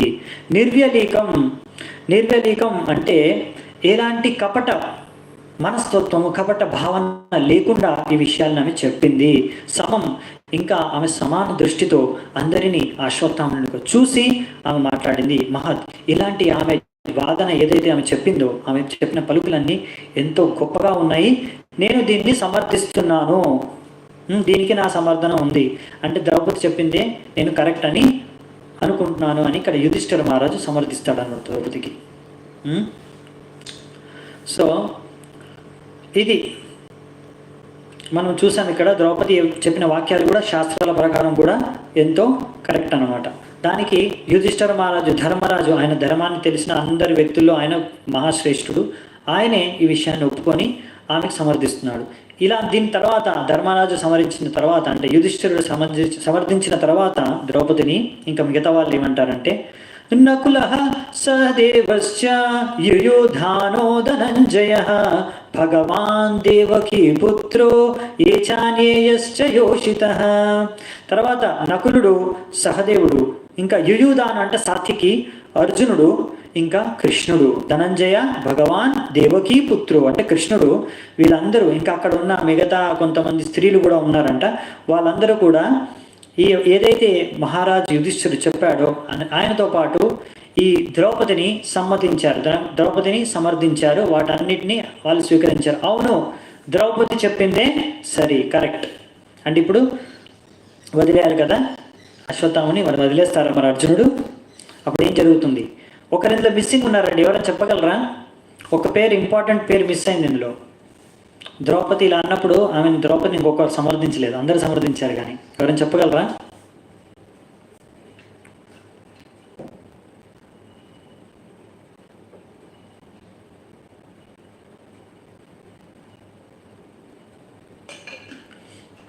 భీమా, కరెక్ట్. భీమసేనుడు అంగీకరించాడు. ఇప్పుడు భీముడు ఏమంటాడో చూద్దామంట. ఆయనకి ఒక కారణం ఉంటుంది చెప్పడానికి. తత్రాహమర్షితో భీమస్ తస్య శ్రేయాన్ వద స్మృత న భర్తుర్నాత్మనశ్చార్తే యోహన్ సుక్తాన్ శిశూన్ వ్రత. భీముడు మాత్రం దీనికి అంగీకరించలేదు. అంటే నాకు మాత్రం ద్రౌపది చెప్పిన వాటితో సమ్మతం కాదు, నేను సమ్మతం కాదు, నేను ఒప్పుకోను. ఇలాంటి హంతకుడిని, ఎవరైతే చిన్న పిల్లలు పడుకున్న అవస్థలో వాడిని చంపేశారో నేను మర్చిపోలేను. అలాంటి వాడు అలాంటి పని చేసి అది వాడికి మంచిది కాదు, దానివల్ల వాడికి ఉపయోగకరం కాలేదు, వాడి మాస్టర్ అయిన దుర్యోధనుడు కూడా ఏ ఉపయోగం కాలేదు, అతను కూడా అసంతృప్తి చెందాడు.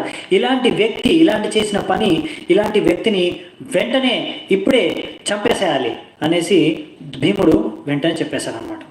ఆయన ఒక డెసిషన్, ఆయన ఒక అభిప్రాయం భీముడు వ్యక్తం చేశాడు. ఇంకో విషయంలో, ఇంకో శ్లోకంలో కూడా చెప్తాడన్నమాట. ఇంతే, ఈ శ్లోకంలో చెప్పేస్తాడు.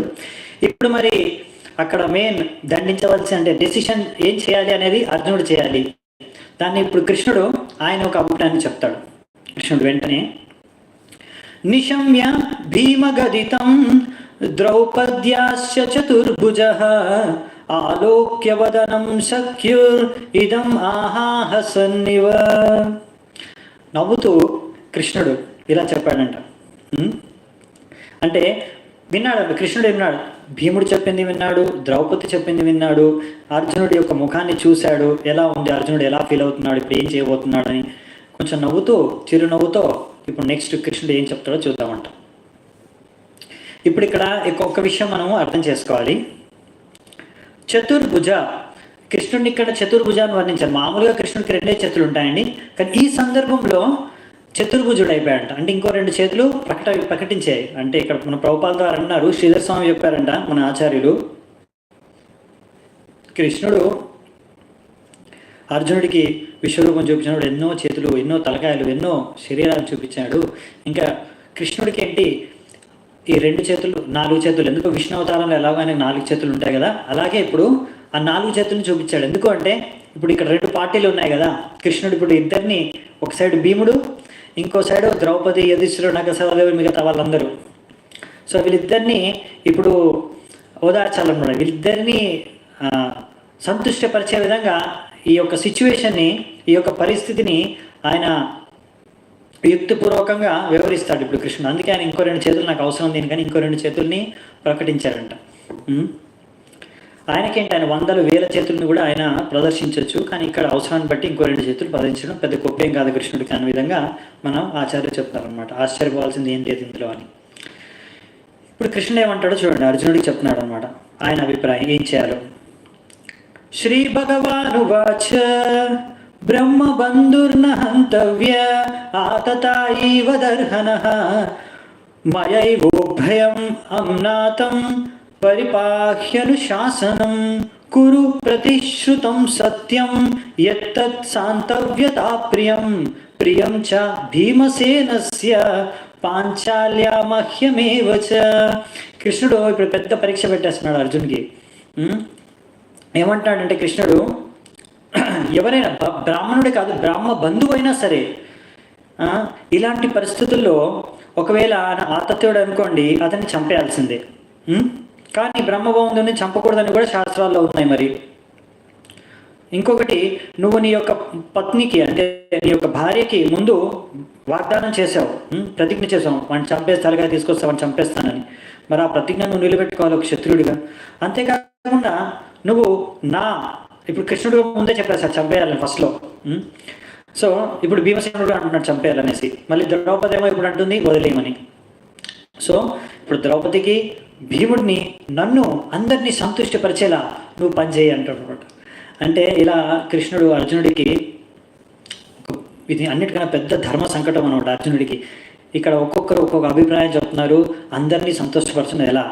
ఇది చాలా, ఇలాంటి పరిస్థితి మనకు కూడా మన జీవితంలో ఎప్పుడైనా రావచ్చండి.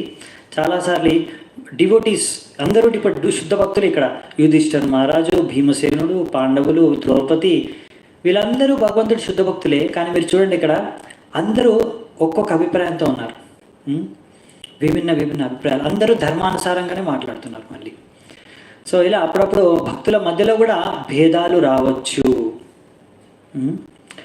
మనం అర్థం చేసుకోవాల్సిన విషయం ఏంటంటే, ఇందులోంచి నేర్చుకోవాల్సింది ఏంటంటే, అప్పుడప్పుడు కొంతమంది భక్తులు కొత్తగా భక్తులు ఉన్నప్పుడు, అదేంటి ఇద్దరు భక్తులు వివిధ అభిప్రాయాలతో ఎలా ఉండగలరు, అందరూ భక్తులకి ఒకే అభిప్రాయం ఉండాలి కదా, వేరు అభిప్రాయాలతో ఎలా ఉండొచ్చు, ఇది తప్పు కదా అని అనుకుంటారు. కానీ అది కాదండి. ఇక్కడ మనం చూస్తున్న భాగవతంలో, అందుకే శాస్త్రాలు చదివితే మనకి ఎన్నో విషయాలు అర్థమవుతాయి అన్నమాట. భిన్న అభిప్రాయాలతో ఉండొచ్చు, కానీ అందరి భక్తుల యొక్క లక్ష్యం ఒకటే, ఏంటి, ధర్మాన్ని అనుసరించాలి, భగవంతుడిని సంతుష్టపరచాలి. ఇదే ప్రతి ఒక్క భక్తుడి అభిప్రాయం.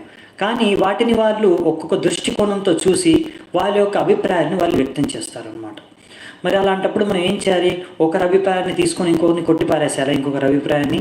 అప్పుడు ఒక లీడర్, ఒక రాజు, ఒక ఇన్ఛార్జ్, ఒక ఎవరైతే ప్రతినిధి ఉన్నాడో అక్కడ, ఆ యొక్క అథారిటీ,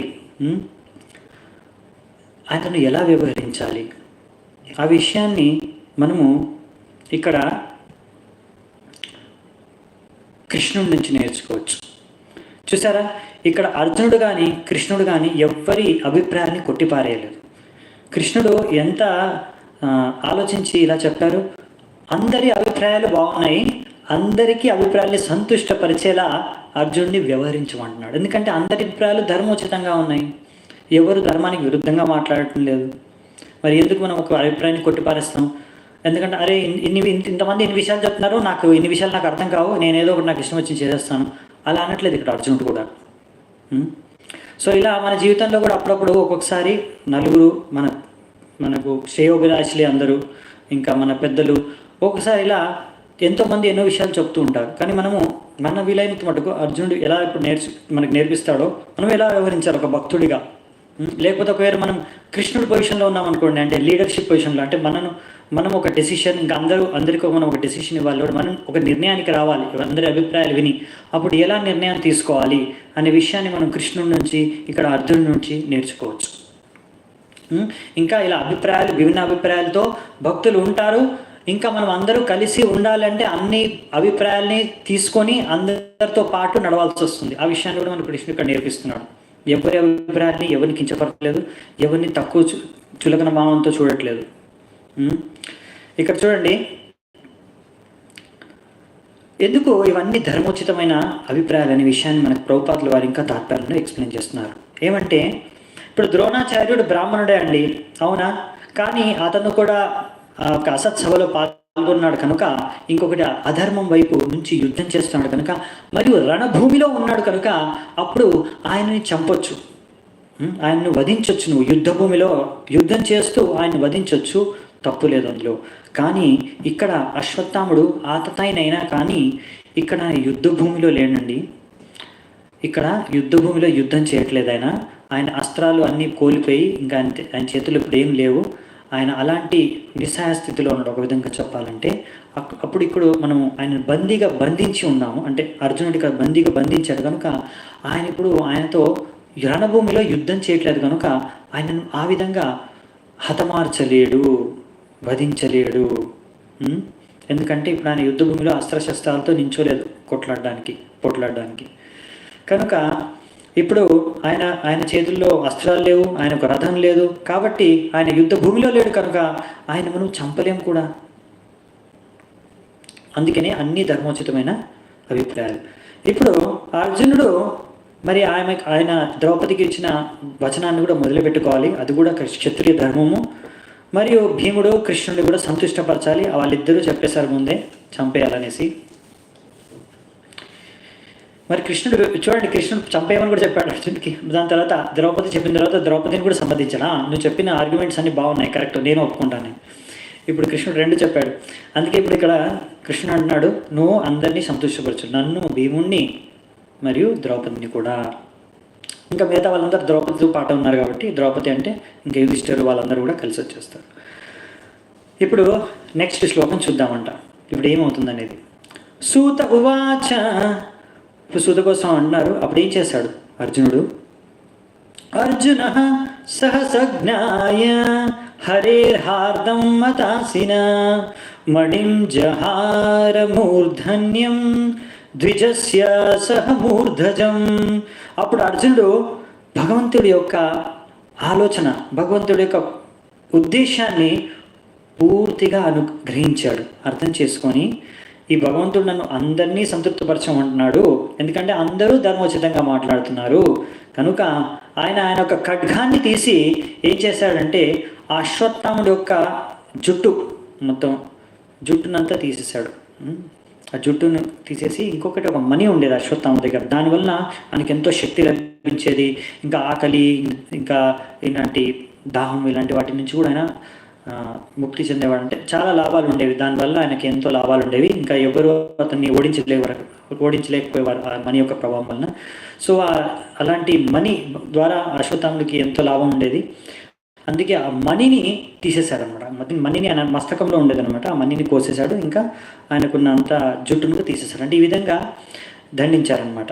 దీన్ని ఒక ద్విజ బంధువు ఎవరైతే ఉంటారో ఈ విధంగా దండించవచ్చు అని మన శాస్త్రాల్లో చెప్పారు. ఇవి సరైన దండన అని మనం చదువుకుంటాం. ఇప్పుడు ఇంకొకటి ఏంటంటే దీన్ని ఇలా ఇన్సల్ట్, ఇలా అవమానించిన ఒకవేళ ఇలా అవమానిస్తే దాన్ని మృత్యువుతో సమానంగా చూస్తారనమాట. అందుకే సో ఇప్పుడు ఇది ఎందుకు సరైన విధమైన దండన అనేది మనం నెక్స్ట్ శ్లోకంలో చూస్తాం. సూత గోస్వామి చెప్తున్నారు. విముచ్య రసనాభగ్ధం బాలహత్యాహత ప్రభం తేజసా మణినాహీనం శిబిరాన్ నిరయాపయత్.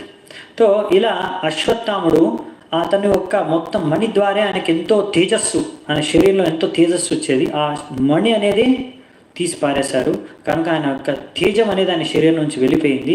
దాని తర్వాత ఈ యొక్క ఎందుకు అంటే ఈయన ఇలాంటి పిల్లల్ని రాత్రి చంపేశాడు కనుక ఆయనకు అలాంటి శాస్తి జరగాల్సిందే.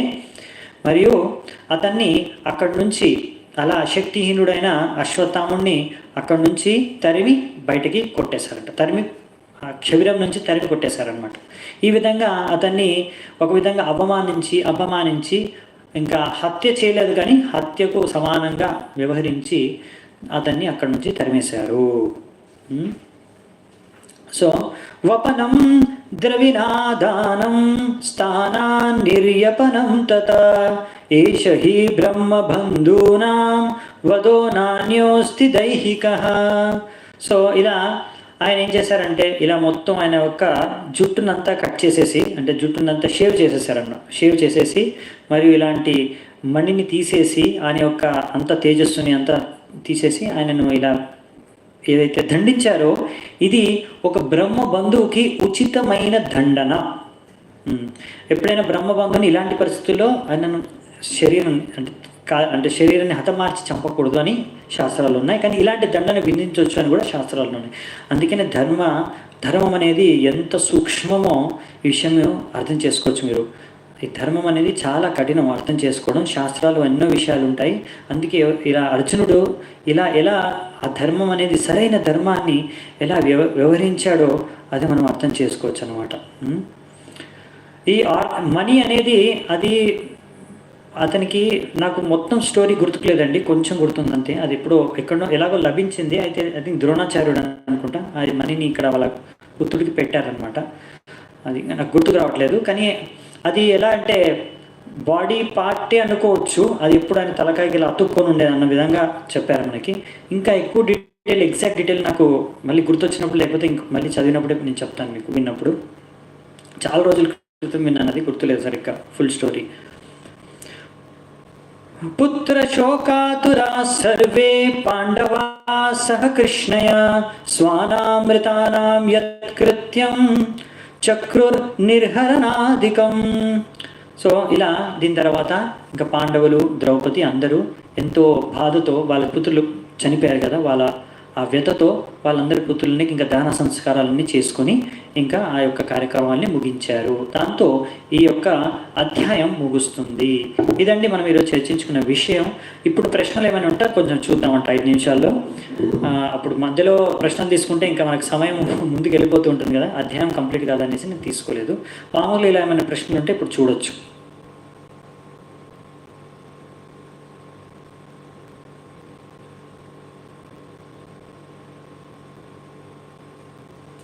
అవునండి, మళ్ళీ ఇలా వదిలేశారా అశ్వత్థాముడిని? అశ్వత్థాముడు ఇంకా బుద్ధి రాదు. ఇప్పుడు మనం చూస్తాం ఆ విషయాన్ని. ఎంత మూర్ఖుడు, ఎంత దిగజారిన వ్యక్తి అశ్వత్థాముడు ఇప్పుడు మనకు అర్థమవుతుంది. అదే రేపు చూస్తాం మనం. రేపటి అధ్యాయంలో మళ్ళీ ఆ విషయం మళ్ళీ వచ్చేస్తాడు అశ్వత్థాముడు. కానీ కృష్ణుడు ఉన్నాడు కాబట్టి ఆయన రక్షిస్తాడు. అది రేపటి అధ్యాయం చర్చ విషయం. రేపటి అధ్యాయం కూడా ఆసక్తికరంగా ఉంటుంది కనుక రేపు మనం ఆ విషయాన్ని ఇంకా విస్తృతంగా చర్చించుకుందాము. ఇంకా దాని తర్వాత కుంతి మహారాణి శిక్షణలు ఉన్నాయి. అవి ఎంతో అద్భుతంగా మధురంగా ఉంటాయి. అవి కూడా మనము రేపు కాకపోవచ్చు, ఎల్లుండి ఇంకో మరుసటి రోజు చర్చించుకుందాం.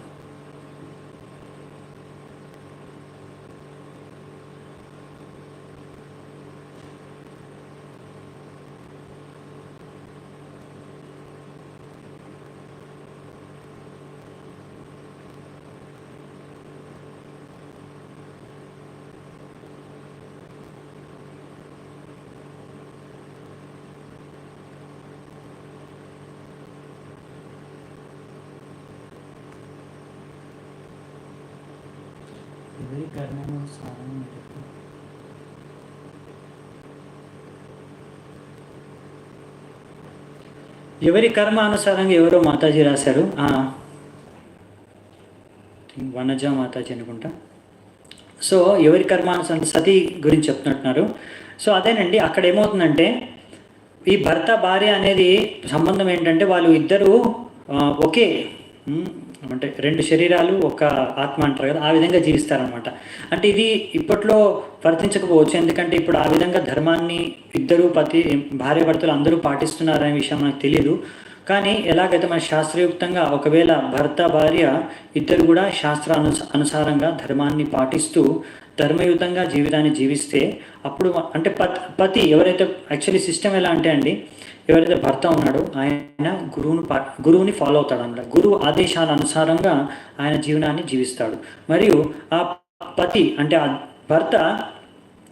భర్తని ఈ యొక్క స్త్రీ ఆయన భార్య అనుసరించి జీవిస్తుంది అనమాట. ఇంకా భర్త చేసే కార్యక్రమాలన్నింటిలో భాగస్వామి అవుతున్నామే ఇంకా సహాయపడుతుంది. దాని ద్వారా వాళ్ళిద్దరు కలిసి ఒకటే కర్తవ్యం అంటే ఒకటే కార్యాలు చేస్తారనమాట. ఇద్దరికి సపరేట్ ఉండవు. ఇప్పుడు ఉన్నట్టుగా భర్తకి సపరేట్ బ్యాంక్ అకౌంటు, భార్యకి సపరేట్ బ్యాంక్ అకౌంటు, భర్త సపరేట్ జాబు, భార్య సపరేట్ జాబు, భర్త సపరేట్ శాలరీ, భార్యకి సపరేట్ శాలరీ, భర్తకి ఇష్టం వచ్చినట్టు భర్త చేసుకుంటాడు, భార్యకి ఇష్టం వచ్చినట్టు భార్య చేసుకుంటుంది. అప్పుడు అలా కాదంట, ఇద్దరు కలిసి ఒకే కార్యాన్ని చేసేవారు. ఎందుకంటే వాళ్ళ లక్ష్యం ఒకటే, భగవంతుని చేరుకోవాలి. కానీ ఇప్పుడు భార్యాభర్తల లక్ష్యం అలా కాదనమాట. ఇద్దరికి అలా వేరు లక్ష్యాలు. ఈయన కెరియర్ ఈయనది, ఆమె కెరియర్ ఆమెది. ఈయన ఒక చోటు ఉంటాడు, ఆమె ఒక చోటు ఉంటుంది. సో ఇలాంటివి అందుకే అర్థం చేసుకోవడం మనకి ఈ కాలంలో ఉన్న మనుషులకి చాలా కష్టము, విచిత్రంగా కూడా అనిపించవచ్చు. కానీ అలా మనం వైదిక సంస్కృతి అనుసారంగా జీవిస్తే కనుక ఎన్నో సమస్యలు ఇప్పుడు ఏవైతే ఉత్పన్నం చెందుతున్నాయో అలాంటి సమస్యలు ఉద్భవించవన్నమాట. ఇప్పుడు ఇలా ఆధునిక విధానంగా ఎలాగైతే జీవిస్తున్నారో ఆ విధంగా జీవిస్తే ఎన్నో సమస్యలు మీరు చూస్తున్నారు, అవి వస్తాయి. అలాంటివి ముందు వచ్చేవి కాదు. ఒక సమస్య గురించి చెప్పాలంటే విడాకులు. ఈ విడాకులు అనేది మన సంస్కృతంలో దానికి శబ్దమే లేదండి. దీన్ని ఉర్దూ నుంచి వచ్చింది తలాక్ అని. దాన్ని హిందీలో ఏమంటారో గుర్తులేదు, కానీ తెలుగులో విడాకులు అంటారు కదా. ముందు ఒకసారి పెళ్లి చేసుకుంటే జీవితాంతం కలిసే జీవించేవాళ్ళన్నమాట. విడాకులు అనే కాన్సెప్ట్ లేదు. ఎందుకంటే ఈ విడాకులు ఎందుకు వచ్చేసిందంటే భర్త ఒక రకంగా జీవించాలనుకుంటున్నాడు. ఆయన ఏ గురువును పాటించాడు, సమస్య అక్కడి నుంచే స్టార్ట్ అవుతుంది. ఆయనకి ఇష్టం వచ్చినట్టు ఆయన చేస్తాడు. కనుక ఈ భార్య అనేది కూడా ఆమెకు కూడా ధర్మం అంటే తెలియదు, ఆమె ఈ భర్తకి తెలియదు, భార్యకి తెలియదు, ఇద్దరికి వేదిక సంస్కృతి అంటే తెలియదు, ధర్మం అంటే తెలియదు, జీవిత లక్ష్యం అంటే తెలియదు. ఇద్దరు వాళ్ళ ఇంద్రియాలు భోగించడమే జీవిత లక్ష్యంగా జీవిస్తే ఇద్దరు కొట్టుకోవడం, తర్వాత విడాకులు తప్ప ఇంకేం జరగదు. సో ఇదన్నమాట. అందుకనే ఆ విషయాలు కొంచెం వేరుగా ఉంటాయి. మామూలుగా ఇవి భార్యాభర్తలకు సంబంధించి ఇలా అన్నారు. అది కర్దమని దేవహూతికి చెప్తారు, మళ్ళీ అప్పుడు వచ్చినప్పుడు చర్చించుకున్న విషయం.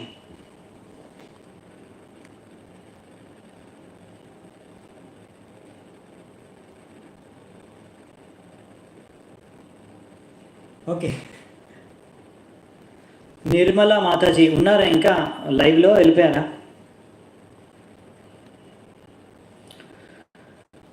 నిర్మలా మాతాజీ అడుగుతున్నారు, కర్ణుడు రథం ఎత్తుతున్నప్పుడు అర్జునుడు ఎలా చంపేశాడు కర్ణుడిని. ఆ విషయం కూడా ఆ విషయం చెప్పాలంటే మీకు 2-3 క్లాసులు చెప్పినా కానీ మీకు అది ఫుల్గా నేను కంప్లీట్ చేయలేను. కానీ మీకు ఒక తక్కువ శబ్దాల్లో చెప్పడానికి ప్రయత్నిస్తాను. కర్ణుడు వచ్చేసండి కావాలని కృష్ణుడు చెప్తాడు కర్ణుడు రథం ఎత్తేటప్పుడు ఆయన చంపమని. ఎందుకంటే అది ఒక క్షత్రియుడు ఎప్పుడైతే రణభూమిలో మంచిగా యుద్ధం చేస్తూ చనిపోతాడో అది వీరమరణం అంటారు. అలా రథం ఎత్తుతూ అప్పుడు చనిపోయాడు అనుకోండి, అది వీరమరణం కాదు. ఇంకోటి ఏంటంటే కావాలని కృష్ణుడు అర్జునుడు చెప్తాడు, నువ్వు ఈ సమయంలోనే అతన్ని వధించు. ఎందుకు అంటే అది కర్ణుడు శాపాలు ఉన్నాయి, ఆ శాపాలన్నీ కూడా పూర్తి చేయాలన్నమాట. ఎన్నో శాపాలు ఉన్నాయి. ఒకటి ధరితీదేవి శాపం ఇస్తుంది, నువ్వు నీ చక్రం నా ధరితిలో మునిగిపోయి ఆ విధంగా నువ్వు చనిపోతావని. మళ్ళీ దాని తర్వాత ఇంకా ఎన్నో శాపాలు ఉన్నాయి కర్ణుడికి, అవన్నీ కూడా పూర్తి అవ్వాలి. అలా కాకుండా మెయిన్ ఏంటంటే ఇక్కడ ఇంకా ఎన్నో ఒక కారణం లేదు, మల్టిపుల్ రీజన్స్ ఉన్నాయి. అందుకే చెప్పాను 2-3 రోజులనే ఈ యొక్క క్వశ్చన్కి ఆన్సర్ నేను చెప్పొచ్చు అని. మీకు అందుకే చాలా షార్ట్గా చెప్పడానికి ట్రై చేస్తున్నాను. కృష్ణుడు అర్జునుడికి స్వయంగా చెప్తాడు, నువ్వు ఇప్పుడే చంపాలి వాడిని. ఎందుకంటే అతను ఎన్నోసార్లు ధర్మ విరుద్ధంగా యుద్ధం చేశాడు. ఫస్ట్ అభిమన్యుని చంపడానికి ప్రయత్నించింది, వెనక నుంచి అటాక్ చేసింది అది కర్ణుడే అనమాట. కర్ణుడే ఫస్ట్ అభిమన్యుడిని వెనక నుంచి ఆయన యొక్క బాణం అంటాం, ధనుష్కున్న ఆ యొక్క రోప్ ఉంటుంది కదా, తాడు ఉండే, దాన్ని కట్ చేస్తారనమాట. దాని తర్వాత అంటే అస్త్రాలు లేకుండా చేసేస్తారు, అంటే ధనుష్ విడగొట్టేస్తారు. అయితే కర్ణుడు వెనకాల నుంచి అటాక్ చేస్తాడు అభిమన్యుడిని. 6 మంది మహారథులు కలిసి అభిమన్యుని చంపుతారుగా, అందులో కర్ణుడు ఫస్ట్ స్టార్ట్ చేస్తుంది ఆయన్ని. సో కర్ణుడు ఎన్నోసార్లు అలా ఇంకా ఎన్నోసార్లు ధర్మానికి విరుద్ధంగా మాట్లాడాడు, కార్యాలు కూడా చేశాడు. అప్పుడు ఆయనకు ధర్మం గుర్తుకు రాలేదు కదా, ఇప్పుడు అందుకే ఆయన ధర్మానికి విరుద్ధంగానే చంపాలి. అప్పుడు కర్ణుడు అంటాడనమాట, ఏంది అర్జున నీకు ధర్మం గురించి తెలియదా, నన్ను ధర్మ విరుద్ధంగా ఎందుకు చంపుతావు అంటే, అప్పుడు కృష్ణుడు అంటాడు, నీకు ఇప్పుడు గుర్తొచ్చింది ఆ ధర్మము, ఎన్నిసార్లు నువ్వు ధర్మ విరుద్ధంగా వ్యవహరించావు. ద్రౌపదిని వస్త్రాహరణం చేయమని వచ్చిన సలహా ఎవరనుకున్నారు, కర్ణుడే ఇచ్చాడు సలహా. ఆ సలహా కర్ణుడే దుర్యోధనుడికి ఇచ్చాడనమాట. ఇంకా ద్రౌపదిని వేశ్య అని పిలిచింది అసత్సభలో కర్ణుడే అనమాట. అలా ఎన్నో అసభ్యకరమైన వాక్యాలు, ఎన్నో అధార్మిక కార్యాలు నువ్వు చేశావు. ఇంకా యుద్ధంలో కూడా నువ్వు ఎన్నో అధర్మ విధంగా నువ్వు చంపావు. ఇంకా అర్జునుడు ఒకసారి అభిమన్యుడు చనిపోయిన తర్వాత మరుసటి రోజు ఎప్పుడైతే అర్జునుడు శపథం తీసుకుంటాడు, నేను ఇంకా నెక్స్ట్ వచ్చే రోజు సూర్యాస్తం సమయం కన్నా ముందు ఎవరైతే నా కారకుడో, నా అభిమన్యుడికి చంపిన ఆ వ్యక్తిని నేను రేపు సూర్యాస్తానికి ముందే చంపేస్తాను అని ఎప్పుడైతే శపథం తీసుకొని నెక్స్ట్ రోజు ఎంతో అప్పుడు అలా శపథం తీసుకునేసరికి దుర్యోధనుడు ఏంటంటే చాలా మొత్తం సైన్యం అంతా అర్జున్ ముందు ఉంచేస్తాడనమాట. ఈ యొక్క వ్యక్తిని ఐ థింక్ జరాసంధ్ కాదు, ఆయన ఏం పేరు ఆయన దుర్యోధనుడు వాళ్ళ బావమరిదే, ఆయన్ని బతికించుకోవడం కోసం చాలా దూరంలో పెడతాడు అనమాట, వెనక్కి ఎక్కడో తాక్కొని పెడతారు. అప్పుడు అర్జునుడు ఎంతోమంది సైన్యాన్ని చంపుతూ వెళ్ళిపోయినప్పుడు ఆయన యొక్క గుర్రాలు ఎంతో అలసిపోయి ఇంకా అవి నడవలేకపోతాయి అనమాట, రథాన్ని నడపలేకపోతాయి. అప్పుడు అర్జునుడు అక్కడే కూర్చుంటారనమాట. అంటే అప్పుడు అర్జునుడు ఏం చేస్తాడంటే వెంటనే ఆయన బాణాన్ని తీసి అక్కడ ఒక నీటి సరస్సుని తయారు చేస్తారు. అప్పుడు ఆ నీటిని ఆ గుర్రాలు తాగుతాయి. అప్పుడు కృష్ణుడు ఆ గుర్రాలకి మసాజ్ చేస్తాడు అనమాట, ఎందుకంటే గుర్రాలు చాలా టైర్డ్ అయిపోయాయి కదా, అలసిపోయాయని. ఆ టైంలో కూడా అర్జునుడికి రథం లేదు. ఇంకా ఆ సమయంలో అర్జునుడు నేలపైన నించొని ఉన్నాడు రణభూమిలో. అప్పుడు అందరూ కౌరవులు కర్ణుడితో సహా అందరూ కలిసి అటాక్ చేస్తారు అర్జునుడిని.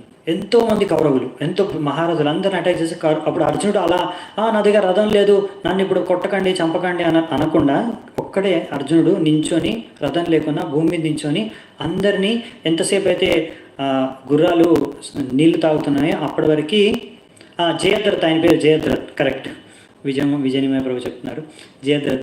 సో అంతసేపు ఆయన గుర్రాలు ఎప్పుడైతే నీళ్లు తాగి రెస్ట్ తీసుకుంటున్నాయో అంతసేపు అర్జునుడు ఒక్కడు భూమి మీద నించొని ఆ యొక్క అందరు సైన్యంతో ఒక్కడే పోట్లాడాడండి. అప్పుడు అర్జునుడు ఇలా ఏడవలేదు కర్ణుడిలాగా. అసలు ఏం జరిగిందో మీకు చెప్తాను. ఆ కర్ణుడు ఎందుకు రథాన్ని ఎత్తుతున్నాడండి? రథం ఉంది కదా, రథం మీద నించొని యుద్ధం చేయొచ్చు కదా. ఎందుకంటే అప్పుడు ఆయనకు ఏ మంత్రాలు గుర్తుకు రావట్లేదు. యుద్ధం చేయడానికి ఆయన అస్త్రాల్ని ఆహ్వానించాలి కదా, అప్పుడు ఆయన మంత్రాలు జపించలేకపోతున్నాడు. ఆ మంత్రాలు జపించినా కానీ గుర్తుకు రావట్లేదు ఆయనకి. ఆ మంత్రాలు జపించినా అస్త్రాలు రావట్లేదు. ఎందుకంటే మంత్రాలు సరిగ్గా చెప్పలేకపోతున్నాడు. ఎందుకు? శాపం ఉంది ఆయనకి. ఆయనకు గురువు ఒక్క శాపం, అబద్ధం చెప్పి శిక్షణ పొందాడు కదా, అందుకే గురువుకి శాపం వలన ఆయనకు అసలైన సమయంలో ఎప్పుడైతే ఆయన ఒక ముఖ్య ప్రత్యర్థితో ఆయన యుద్ధం చేస్తాడో అప్పుడు ఆయనకి అసలైన జ్ఞానం అనేది మర్చిపోతాడు, ఏం నేర్చుకున్నాడో. అందుకనే ఆ కర్ణుడు అప్పట్లో ఆయనకి ఏం గుర్తుకు రావట్లేదు. ఆయన ఎలా ఇప్పుడు యుద్ధం చేసేది? ఆయన యుద్ధం చేయలేడు కాబట్టి ఎలాగైనా టైంపాస్ చేయాలి. ఇప్పుడు ఎలాగా సూర్యాస్తమయ్యే వరకు సూర్యుడు అస్తమించే వరకు ఇంకా ఆయన ఎలాగైనా సరే టైంని పాస్ చేయాలి. అందుకని ఆ చక్రాన్ని ఎత్తుకుంటూ అర్జున నన్ను చంపకు ఇది ధర్మం కాదు అని విషయాలు మాట్లాడుతాడు. అప్పుడు కృష్ణుడు అందుకే అంటాడు, నీకు ఇప్పుడు గుర్తొచ్చింది ఆ ధర్మము, ఇన్నిసార్లు నువ్వు ధర్మాన్ని ఉల్లంఘించినప్పుడు అప్పుడు ఎక్కడ పోయింది నీ ధర్మము, అందుకే నిన్ను ఈ విధంగానే చంపాలి, నువ్వు ఒక వీరుడిలాగా మరణించే యోగ్యత నీకు లేదని అప్పుడు కృష్ణుడు అర్జునుడు చెప్తాడు, నువ్వు ఈ విధంగానే చంపు. చూడు, అది అర్జునుడు గొప్పతనం అండి. అర్జునుడు ఎన్నోసార్లు దీనికన్నా ముందు కర్ణుడిని ఓడించేశాడు. అది మీకు అందుకే మహాభారతం చెప్పాలి మొత్తం. అందుకనే నేను చెప్పాను ఇంత సమయంలో ఆ విషయాన్ని ఎక్స్ప్లెయిన్ చేయలేను నేను. సో చాలా ఇంకా ఎన్నో డీటెయిల్స్, ఎన్నో కథలు ఉన్నాయండి చెప్పాలంటే దానికి సంబంధించినవి ఒక క్వశ్చన్కే. కానీ మీకు ఈ విషయం చెప్తున్నాను. అప్పుడు కృష్ణుడు అర్జునుడు చెప్తాడు అనమాట, నువ్వు వీడిని ఇప్పుడే చంపేయాలి. అర్జునుడి గొప్పతనాన్ని మీరు మెచ్చుకోవాలండి. అర్జునుడు ఎందుకంటే అర్జునుడికి కూడా తెలుసు, నేను ఇలా ఇప్పుడు చంపాననుకో ఇంకా వచ్చే అన్ని కాలాల్లో నన్ను జనాలు ఎంతో దోషిస్తారు, నువ్వు కర్ణుడిని చక్రం ఎత్తేటప్పుడు చంపావు, అదేం గొప్పతనం అని నన్ను విక్రిస్తారు. అయినా కానీ అర్జునుడు ఆ విషయాన్ని ఆలోచించలేదు. కృష్ణుడు చెప్తున్నాడు కాబట్టి చేశాడు. అది భక్తుడు అనమాట. తన ఇమేజ్ ఏమవుతుందనేది ఎప్పుడు చూసుకోడు. భగవంతుడు ఏం చెప్తాడు అనే ఆదేశాన్ని పాటిస్తాడు. అందుకే అర్జునుడు అంత గొప్ప భక్తుడు, అంత గొప్ప యోద్ధ, క్షత్రియుడు. ఆ కర్ణుడు, అది వ్యాసదేవ్ ప్రకారం కర్ణుడు మంచి వ్యక్తి కాదు. ఇంకా దాని గురించి ఇంకా చాలా డీటెయిల్స్ మహాభారతంలో వ్యాసదేవ్ రాస్తారు. ఆ విషయం దానికోసం మొత్తం మహాభారతం చదవాలి మీరు. సో ఇప్పటికీ మనకి సమయం అయిపోయింది చాలా. సో ఇంకా ప్రశ్నలు ఇప్పుడు నేను తీసుకోను. సో ఇంకా ఇలాంటి ప్రశ్నలకి సమాధానాలు ఇంకా చెప్పుకుంటూ వెళ్ళొచ్చు, చాలా సమయం పడుతుంది. సో ఇప్పుడు నేను ఇక్కడే ముగిస్తాను. ఎంతో ఓపిక ఇంతసేపు విన్నందుకు మీ అందరికీ ధన్యవాదాలు. హరే కృష్ణ.